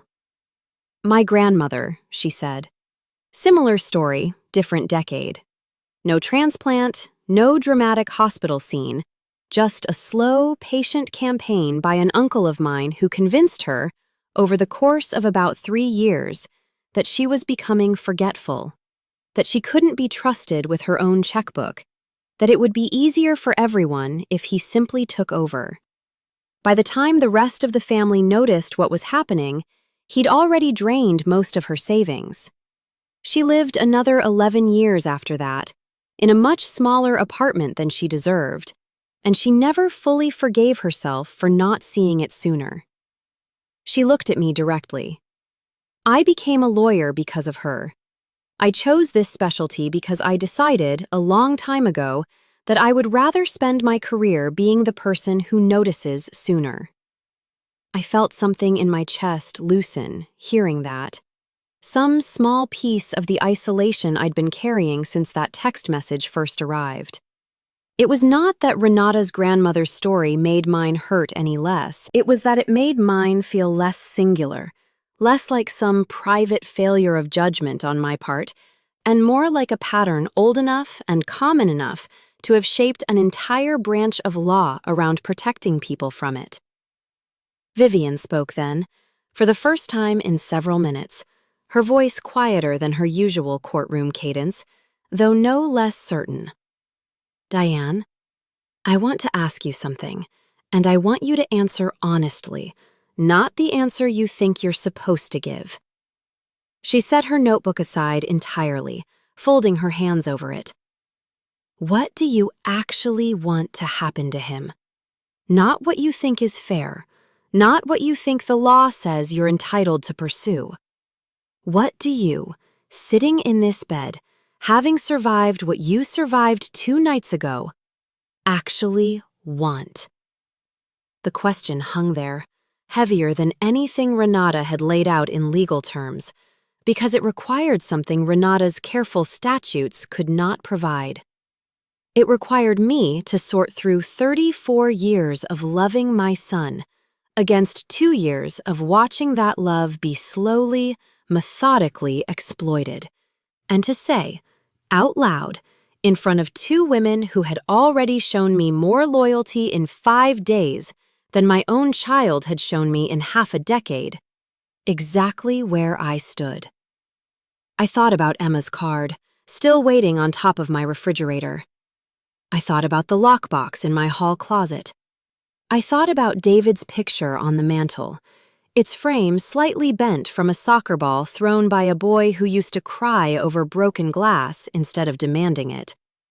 I thought about the pen Kyle had uncapped, extended toward me a day after surgery, and the word he'd used 2 nights before that, sick, as though my survival itself were simply an inconvenient variable in his planning. Renata and Vivian both watched me, patient, unhurried, giving me the exact kind of room to think that no one in my own family had given me in longer than I could remember. "I don't want criminal charges," I said again, the same words I'd given Vivian, and Renata nodded, unsurprised. "Then we won't pursue them," she said. "But Diane, you need protection that doesn't rely on your son's good behavior, because based on everything you've told me and everything Judge Ashcroft has documented, I don't believe your son is capable of good behavior where that house is concerned. Not right now. Not while he's under this much financial pressure." "What financial pressure?" I asked, and Renata and Vivian exchanged a look, the kind of look that told me there was more to learn. "His consulting business," Renata said carefully, "took out a substantial loan 8 months ago against projected future assets. We pulled the public filings this morning. The loan documents list as collateral, quote, anticipated inheritance from a family residential property. Diane, your son borrowed money against your house before you were even in the hospital." The room went very quiet. I sat with that information for a long moment, feeling something in my chest crack open, some final, fragile hope I hadn't even realized I was still holding on to, the hope that this had all been panic or fear or bad judgment in a single terrible moment. This was not a single terrible moment. This was a plan, months in the making, built on the assumption that I would either die on that operating table or be easily pressured into handing over what he'd already spent. "How much?" I asked, my voice barely a whisper. $63,000, Renata said, "against a house he does not own, using an inheritance that has not been granted, from a mother who was, at the time he signed the loan, still very much alive and still very much capable of changing her mind." I thought of Emma then, of her small drawings and her stolen phone messages with heart emojis, of the family Kyle and Vanessa had built on top of a debt secured against my death. And something in me went very still and very clear. Whatever grief I still carried for the son I'd raised, whatever love still lingered underneath the wreckage of the last 2 years, I understood, in that moment, exactly what I needed to do next. "Tell me what my options are," I said. "All of them." Renata smiled, a small, satisfied smile. The smile of an attorney who has just watched her client stop asking for permission to protect herself. "That," she said, "is exactly the question I was hoping you'd ask." Over the following 2 weeks, while I finished my recovery at home under the care of a visiting nurse Renata had arranged, the quiet architecture of my defense took shape around me, piece by careful piece. And I want to be honest with you about something. It did not feel like revenge while it was happening. It felt like breathing for the first time in years. Renata recorded, on my behalf, a sworn declaration with the county recorder's office, affirming that I alone held title to my property and had authorized no one, by power of attorney or otherwise, to convey or encumber it, and she enrolled the deed in the recorder's Property Fraud Alert Service, so that anything filed against my house would land in her hands and mine the same day it was recorded. It took less than an hour to file. It did not make the house untouchable, she was careful to tell me, but it made it impossible to touch quietly. Vivian, for her part, made 2 phone calls that I did not fully understand the weight of until much later. The first was to the State Notary Licensing Board, providing a formal statement about what she had witnessed in that hospital room, an act that, I would learn, put Denise's continued ability to notarize documents under serious review. The second call was to a colleague of hers, another judge, this one presiding specifically over financial fraud cases, simply to ask, in her words, a hypothetical question about loan collateral fraud involving anticipated inheritances. It was not entirely hypothetical, and both of us knew it. The most important discovery, though, came from an unlikely source: Emma. 10 years old, sharp as a tack, and far more aware of the tension in her house than any of the adults around her had given her credit for, Emma had overheard her parents arguing 3 nights after the hospital incident. Not shouting, not the kind of fight that draws attention, but the low, hissing kind of argument that happens behind closed doors when 2 people are frightened and looking for someone to blame. What Emma overheard, and what she later, carefully, quietly told me during one of our regular phone calls, unprompted, in the matter-of-fact way children sometimes deliver devastating information, was that her father had already begun the process of filing for something called conservatorship, a legal petition prepared weeks in advance of my surgery, arguing that my medical condition made me unfit to manage my own affairs, and requesting that the court grant Kyle authority over my finances and property. I sat very still on the phone when Emma told me this, her small voice earnest and worried on the other end. "Grandma, is that bad? Daddy said it was just paperwork to help you." "It's not paperwork to help me, sweetheart," I said, keeping my voice as gentle and steady as I could manage, though my hands were shaking. "But you did something very brave by telling me, and I am so proud of you. Can you keep this between us for now? I promise I'm going to be okay." "I promise," she said, and then, quieter, "I don't want you to be sick, Grandma. I don't care about the house. I just want you to come home."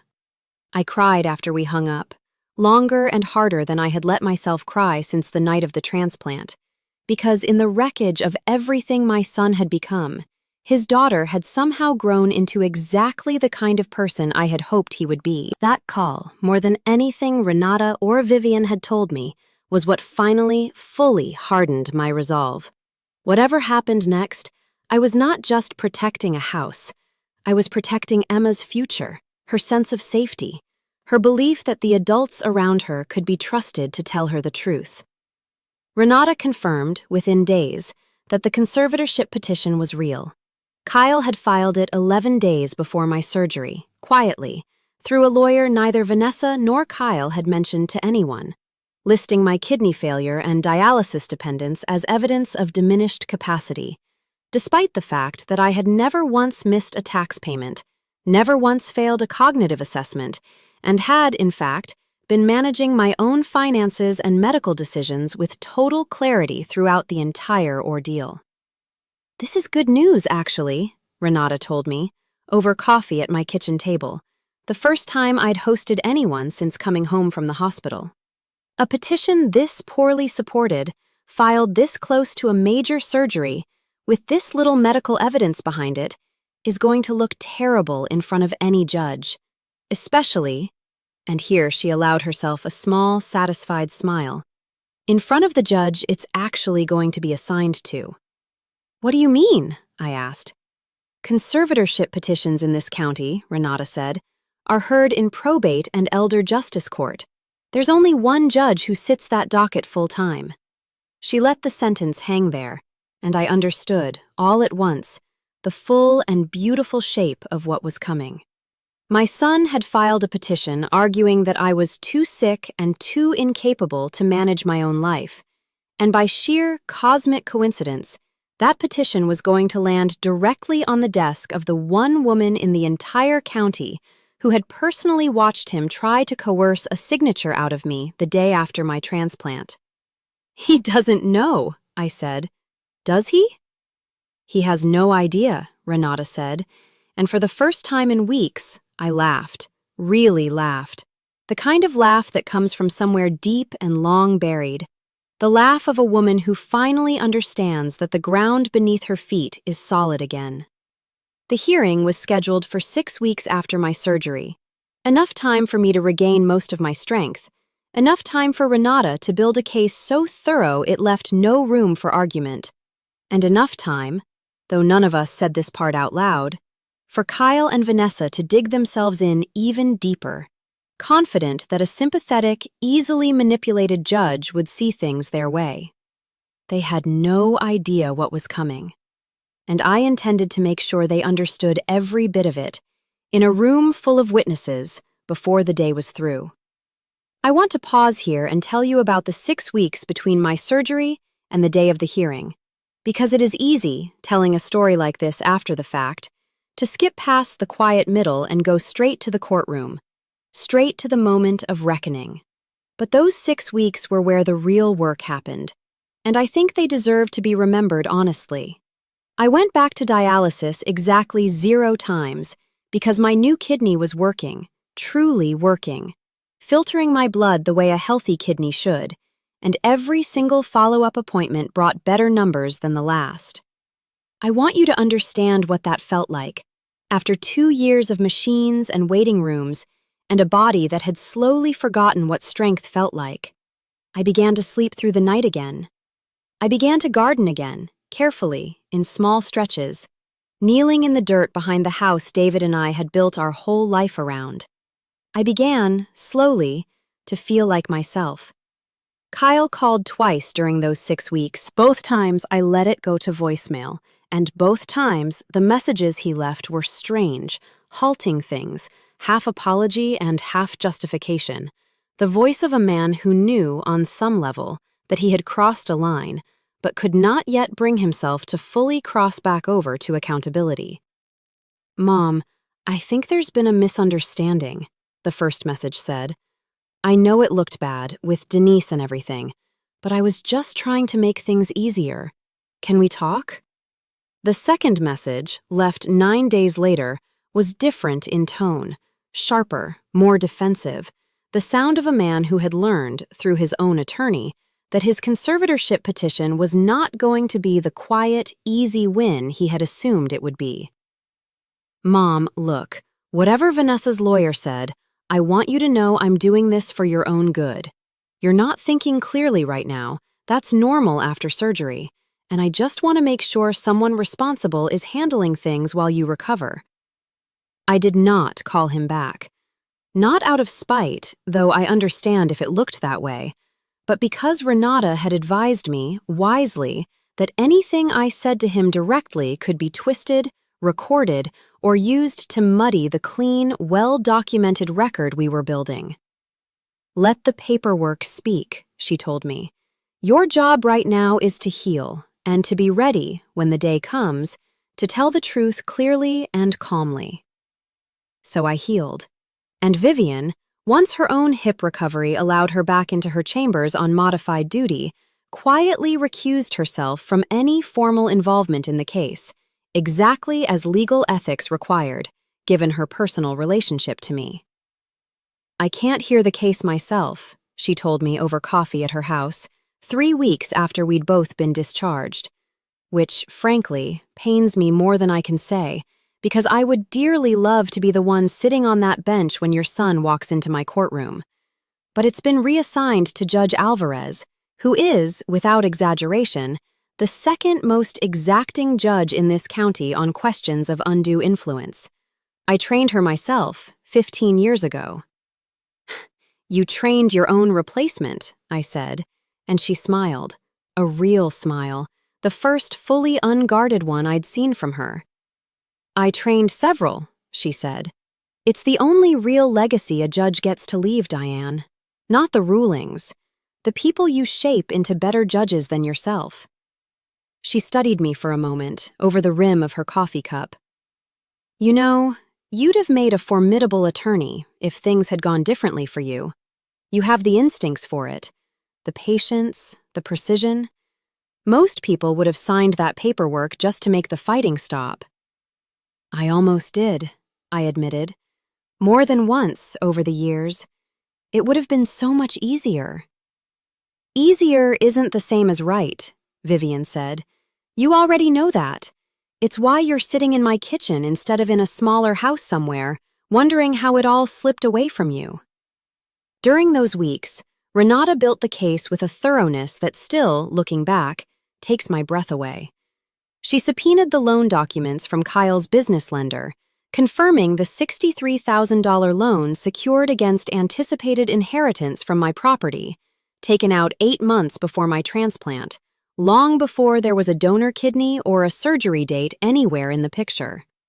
She obtained the Notary Licensing Board's preliminary findings against Denise, which included a statement confirming that Kyle had specifically requested she be available at the hospital the day after a major surgery, a detail that made the intent behind the visit almost impossible to characterize as innocent. She subpoenaed the hospital's corridor security footage, timestamped, showing Kyle, Vanessa, and Denise walking into my recovery room together, folder and notary's case in hand, and showing Denise walking back out alone minutes later, that same case clutched against her chest. She compiled the text message, the original one, "Sign the house over, don't come back sick," into a formal exhibit, alongside 2 years of similar messages I had, thankfully, never deleted. And she compiled something else, something I had not expected to become part of the case at all. A statement about Emma. Not compelled, not pressured, but offered, quietly, by Vanessa's own sister, my daughter-in-law's sister, a woman named Priya, who had grown increasingly uncomfortable watching her niece absorb the tension in that house, and who reached out to Renata's office directly, on her own initiative, to say that she had witnessed Kyle and Vanessa discussing the conservatorship petition in front of Emma, discussing, in Emma's presence, what would happen to the house money once things were settled.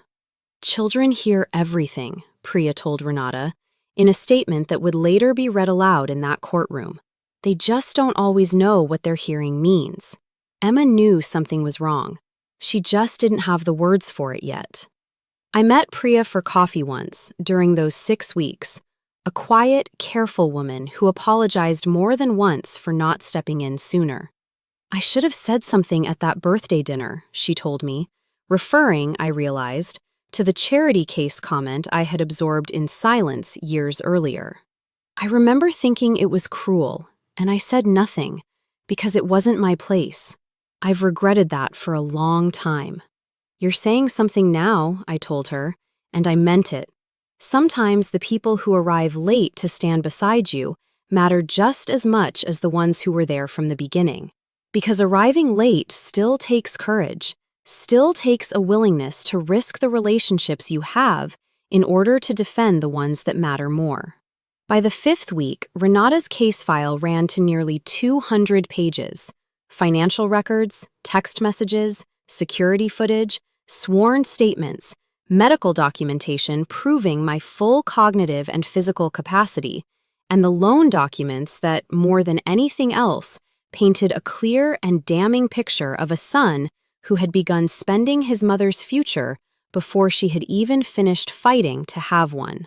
Kyle and Vanessa, as far as I could tell from the careful distance I was keeping, had no idea how deep the record against them had grown. Their attorney, a young, overconfident man named Bradley Finch, who Renata described, with a rare flash of dry humor, as enthusiastic but underprepared, continued filing motions that suggested he believed this would be a straightforward, sympathetic hearing. A devoted son simply trying to protect a vulnerable mother. They still did not know what was coming. And 6 weeks after the night my son told me not to come back sick, I walked on my own 2 feet, stronger than I had felt in 2 years, into a courtroom where every single piece of evidence I needed to reclaim my life had already been quietly, carefully assembled and laid out like a table set for a very particular kind of dinner. The morning of the hearing, I dressed carefully, in a simple charcoal suit Renata had suggested, tailored just enough to look composed without looking like I was trying too hard. And I remember standing in front of my bedroom mirror for a long moment before we left, looking at the woman looking back at me. She did not look like a charity case. She did not look like a woman anyone should feel comfortable pressuring into signing away her home. She looked steady. She looked, for the first time in longer than I could remember, entirely her own. The courtroom was smaller than I expected, wood-paneled and quiet, with rows of benches half filled with people waiting for other cases on the docket. Renata sat beside me at a long table, her briefcase, thick with 6 weeks of careful work, open in front of her. Across the aisle, Kyle sat beside Vanessa and their attorney, Bradley Finch, in a suit that looked expensive and slightly too new. The kind of suit a man buys when he wants to look successful, rather than when he already is. Kyle glanced over at me once, briefly, as we settled into our seats, and something in his expression, some flicker of doubt, told me that he had begun, somewhere in the last 6 weeks, to suspect that this was not going to go the way he'd planned. He looked away quickly, and Vanessa leaned in and whispered something to him, her hand tight on his arm. Judge Alvarez entered a few minutes later, a compact, sharp-eyed woman in her 50s, and the room rose and settled with the practiced rhythm of a courtroom that has seen 1,000 mornings exactly like this one. She reviewed the petition briefly, her expression unreadable, and then looked up. "This is a petition for conservatorship," she said, "filed by Kyle Marsh regarding his mother, Diane Marsh, on the basis of alleged diminished capacity arising from end-stage kidney disease." She looked over her glasses at Bradley Finch. "Counsel, you may proceed with your opening." Bradley stood, buttoned his jacket, and delivered an opening statement that painted a picture of a devoted, worried son, watching his aging mother struggle with a serious medical condition, simply trying to ensure her affairs were protected during a vulnerable time. It was, I'll admit, a decent performance. Kyle even managed to look appropriately concerned throughout it, his hands folded, his jaw set in an expression of practiced filial anxiety. It fell apart the moment Renata stood up. She did not raise her voice. She did not need to. She simply began laying out, methodically, exhibit by exhibit, the record we had built. The loan documents, secured 8 months before my transplant, listing my house as collateral against an inheritance that had not been granted. The text message, "Sign the house over. Don't come back sick," read aloud into the record in Renata's clear, even voice, the words landing in that quiet courtroom with a weight that made Vanessa visibly flinch. "Your Honor," Renata said, "my client has never missed a property tax payment, never failed a cognitive assessment, and has, throughout her recovery from a major surgery, continued to manage her own finances, medical decisions, and household affairs with full clarity and independence. What the petitioner describes as concern for her well-being is, according to the extensive documentary record before this court, a sustained, multi-year campaign to obtain control of a property he had already begun spending against months before his mother's surgery." She played the security footage next. The room watched in silence as Kyle walked into my recovery room with Vanessa and a notary in tow. 1 day after major surgery, and as that same notary came back out alone minutes later, moving fast, her small case clutched against her chest, and the timestamps in the corner of the screen made it plain how few minutes the whole thing had taken. Judge Alvarez's expression throughout all of this remained carefully neutral. The practiced neutrality of a judge who has learned not to react until all the evidence is in front of her. But I noticed something shift in her posture as the footage played. A slight forward lean, a tightening around her eyes. The reaction of someone recognizing a pattern she had encountered too many times before. Bradley Finch, beside Kyle, had gone very pale. He whispered something urgently to Kyle, and Kyle shook his head, his own expression somewhere between panic and disbelief, watching his mother's careful, methodical case unfold in a way he clearly had not anticipated. Renata called Priya to the stand next, and her testimony, quiet and reluctant but unwavering, described the conversation Emma had overheard, the discussion of house money happening in front of a 10-year-old child while her grandmother lay recovering from a transplant 12 miles away. Judge Alvarez asked several pointed follow-up questions, her voice sharpening slightly, about the timing of the conservatorship filing relative to the surgery date, about whether Kyle had disclosed the existing loan against the property to his own attorney, about whether Bradley Finch had, in fact, been aware of the hospital incident with the notary before filing this petition. Bradley had not been aware.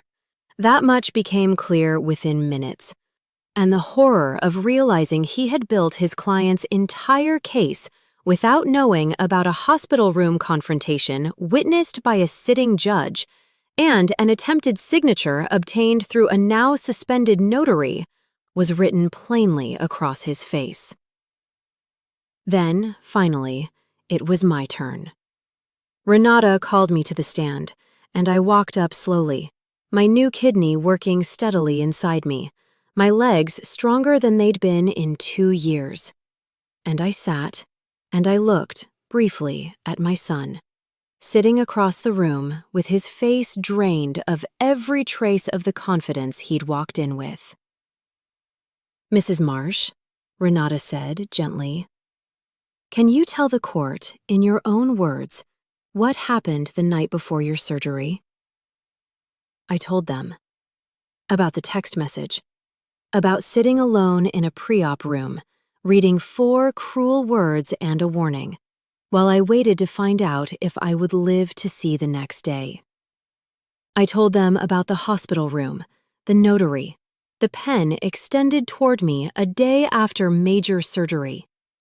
I told them about 2 years of comments, of charity case jokes absorbed at birthday dinners, of a power of attorney folder slid across a table at dialysis, of a loan I hadn't known about, secured against a house I still owned outright, taken out by a son who had apparently begun spending my death before I'd finished fighting my illness. "Do you love your son, Mrs. Marsh?" Judge Alvarez asked quietly near the end, a question that had not come from Renata, but from the bench itself. I looked at Kyle, at the boy I had rocked through fevers, at the man who had, somewhere along the way, become someone I no longer fully recognized. "Yes," I said, and my voice shook, but it did not break. "I love him. I have loved him every single day of his life, including the day he told me not to come back sick. But loving someone does not mean handing them everything you have left, especially when what they want from you is not love in return. It's a house." The courtroom was silent. Judge Alvarez made a note, her pen moving slowly across the page, and I understood, watching her, that whatever came next was already, in some fundamental way, decided. Judge Alvarez did not take long to rule. She excused everyone for a brief recess, and when we reconvened 40 minutes later, she read her decision from the bench in a voice that was calm, unhurried, and utterly without mercy for the case my son had brought before her. "The petitioner's request for conservatorship," she began, "is denied in full. This court finds no credible evidence of diminished capacity on the part of Diane Marsh. To the contrary, the record before this court demonstrates a woman of clear cognitive function, sound financial judgment, and consistent, independent decision-making throughout a serious medical crisis." She paused and looked, for the first time, directly at Kyle. What this court does find, based on the documentary record, the security footage, and the sworn testimony presented today, is a pattern of conduct on the part of the petitioner that raises serious concerns under this state's elder financial abuse statutes. Kyle's face had gone the color of old paper. Vanessa had stopped whispering entirely and sat rigid beside him, her manicured hands white-knuckled in her lap. The court notes, Judge Alvarez continued, that Mr. Marsh secured a $63,000 business loan 8 months prior to his mother's transplant surgery, listing anticipated inheritance from her property as collateral, at a time when his mother held clear and undisputed title to that property and had granted him no interest in it whatsoever. The court further notes the events of the day following Mrs. Marsh's transplant surgery, during which Mr. Marsh, accompanied by his wife and a mobile notary, attempted to obtain his mother's signature on a property transfer document while she was medicated and 1 day removed from major surgery. She set down the paper in front of her and looked for a long moment at my son, her expression carrying none of the theatrical severity of a television courtroom, only a plain, weary disappointment that somehow felt far heavier. "I have sat on a bench in this county for 15 years, Mr. Marsh. I have seen a great many families come through this courtroom, and I want you to understand that what happened to your mother is not an unusual story, but it is, without exception, always a devastating one. She built a home. She raised you largely alone after your father's death. She sacrificed for you in ways this record makes painfully clear. And in the most vulnerable moment of her medical life, you attempted to take from her the one thing she had left to call entirely her own." Kyle's shoulders had begun to shake. Beside him, Vanessa had turned her face away entirely, staring fixedly at the wood grain of the table. "This court is denying the conservatorship petition," Judge Alvarez said, "and is additionally referring the matter of the attempted property transfer, along with the associated loan documentation, to the district attorney's office for review of possible elder financial exploitation charges. Whether formal charges are pursued will be at the discretion of that office. I will say only that the record before me would, in my professional judgment, support such a referral." The gavel came down, quiet and final, and my son put his face in his hands, right there at the defense table, and wept, in front of a courtroom full of strangers, the way he had once wept as a small boy scraping his knee in our backyard, except this time, I did not rush forward to comfort him. This time, I sat very still beside Renata, my hands folded in my lap, and I let him feel, fully and without rescue, the weight of what he had chosen to become. It was not satisfying in the way I had once imagined revenge might feel. It was heavier than that, sadder. But underneath the sadness, quiet and unmistakable, was something that felt finally like relief. The courtroom emptied slowly, clerks gathering papers, the next case already being called, and I remember standing in the hallway outside, Renata beside me, when Vanessa approached, her composure entirely gone, her eyes red and swollen. "Diane," she said, her voice thin and shaking, nothing like the sharp, dismissive tone I remembered from a decade of birthday dinners. "I know you probably hate me. I know I don't deserve, I need you to know, I never wanted it to go this far. I don't know what I wanted anymore." I looked at her for a long moment, this woman who had called me a charity case at my own son's birthday dinner, who had circled her wine glass in the air years ago and called my house that old thing. And I found, to my own surprise, that I did not feel triumphant looking at her unravel. I felt tired and a little sad, the way you feel watching a house you once thought was solid finally, fully collapse. "I don't hate you, Vanessa," I said, "but I'm done pretending I don't see you clearly. Both of you." I paused. "Where's Emma right now?"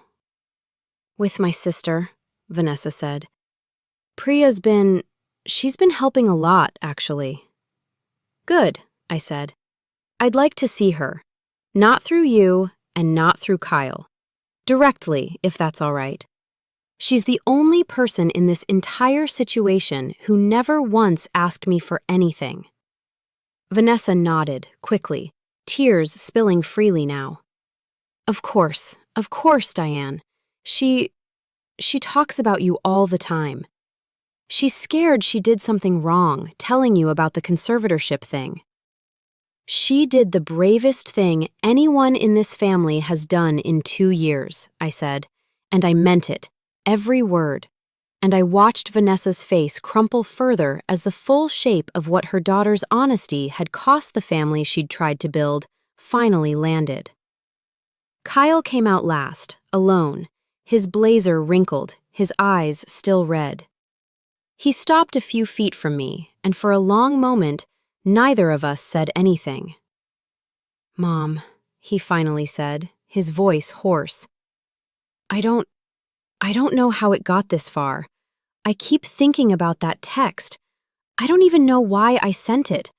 I was scared about the business, about everything, and I panicked, and I said the worst possible thing at the worst possible time, and I've thought about it every single day since. You didn't panic for one night, Kyle, I said quietly. You panicked for 2 years. The power of attorney at dialysis, the loan against a house you didn't own, the notary you brought to my recovery room before I'd even woken up fully from anesthesia. That's not one bad text message. That's a pattern. And I spent most of my life pretending I didn't see it, because it was easier than admitting my own son had started measuring my worth in square footage. He flinched at that, visibly, and something in his face, finally, looked like the boy I remembered instead of the man he'd become. What happens now? He asked. With the DA thing? I don't know, I said honestly. That's not fully up to me anymore. But I'll tell you what I do know. The locks on that house have already been changed. I did it the week I came home from the hospital, exactly like I promised the woman in the bed beside me I would. I let that sit for a moment, watching it land. You're not welcome there right now, Kyle. Not until I believe, really believe, that you understand what you almost did to me. That's going to take longer than an apology in a courthouse hallway. But I'm not closing the door forever. I'm just not leaving it open the way I used to, for anyone who wants to walk through it and take whatever they'd like on their way out. He nodded, slowly, and for the first time in longer than I could remember, he did not argue, did not deflect, did not reach for a folder or a phone or a practiced excuse. He just stood there, in the hallway of a courthouse, finally, fully understanding the size of what he had lost. I turned and walked away from him, toward the doors, toward the bright afternoon sun waiting outside. And I did not look back, not because I was cold, but because for the first time in 2 years, I had somewhere better to be. 6 months have passed since that afternoon in the courthouse hallway, and I want to tell you honestly, without the tidy bow that stories like this sometimes get wrapped in, exactly how things stand now. The district attorney's office reviewed the referral from Judge Alvarez's court and ultimately declined to pursue formal criminal charges, offering Kyle a pretrial diversion agreement instead, which required him to formally relinquish any claim to my property, repay a portion of the loan he'd secured against it under a supervised restitution plan, and complete a mandated course on elder financial exploitation. The same course, I later learned, that Vivian had personally helped design 14 years earlier. I will admit, there was a moment, reading that outcome, where some old, tired part of me felt a flicker of disappointment that it hadn't gone further. But a larger, steadier part of me understood that the goal was never to destroy my son. The goal was to make sure he could never again mistake my vulnerability for an opportunity. Kyle and Vanessa's marriage did not survive what followed. I won't pretend to know every detail, and I've made a point of not asking. But I understand the pressure of that loan, combined with the public unraveling in that courtroom, combined with years of quiet resentment that finally had nowhere left to hide, was more than the marriage could bear. They separated 4 months ago. Kyle moved into a small apartment across town. His consulting business, without Vanessa's spending to fuel its ambitions, has, according to Emma, actually begun turning a small, real profit for the first time in years. I see Emma every other weekend now, an arrangement Vanessa, to her credit, has never once tried to complicate. Emma comes over on Saturday mornings and we garden together in the backyard. Behind the house, her grandfather and I paid off one careful envelope at a time. And she asks me questions about David that I am endlessly grateful to still be alive to answer. 2 weeks ago, she asked me, very seriously, kneeling beside me in the dirt with soil under her fingernails, whether I was still angry at her dad.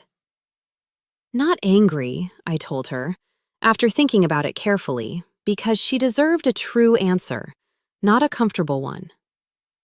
Sad, sometimes. Careful, always. But not angry.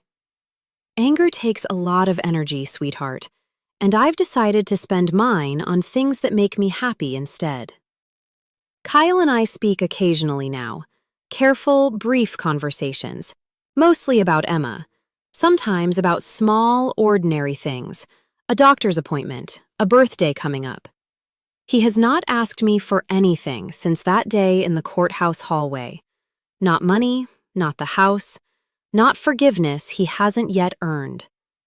I don't know if we will ever fully repair what broke between us. I've made peace with the possibility that we might not, but I've also learned this past year that peace does not require repair. Sometimes it only requires honesty and distance and the freedom to stop waiting for someone to become who you need them to be. Vivian and I have dinner every Thursday. It has become, over these 6 months, the single steadiest appointment on my calendar, more reliable than any of my medical follow-ups, and infinitely more enjoyable.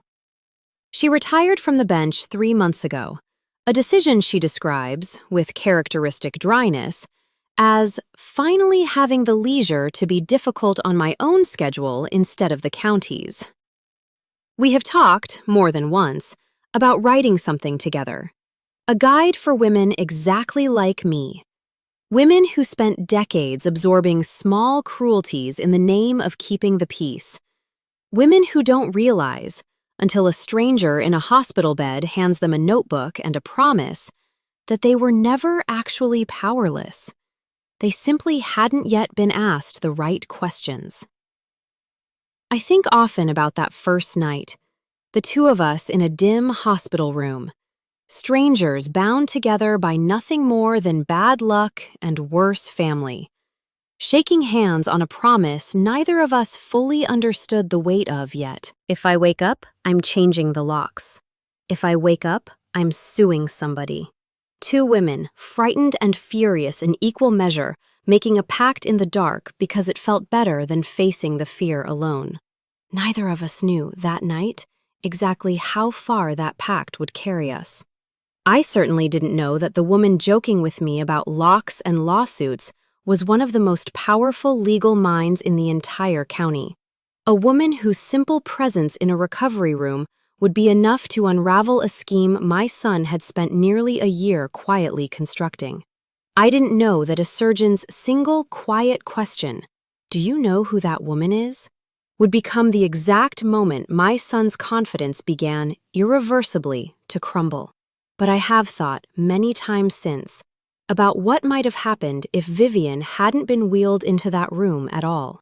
If the bed beside mine had stayed empty or held someone else entirely, I might have signed those papers. Exhausted, medicated, frightened, and utterly alone, I might have taken that pen from my son's outstretched hand and signed away the one thing David and I built together, simply because it felt, in that moment, like the only way to make the fighting stop. I didn't. And I think, if I'm honest with myself, that even without Vivian, Even without the judge, the surgeon, the courtroom, some small, stubborn part of me would have found the strength to say no eventually. Vivian didn't give me my courage. She simply arrived at the exact moment I needed a witness to it.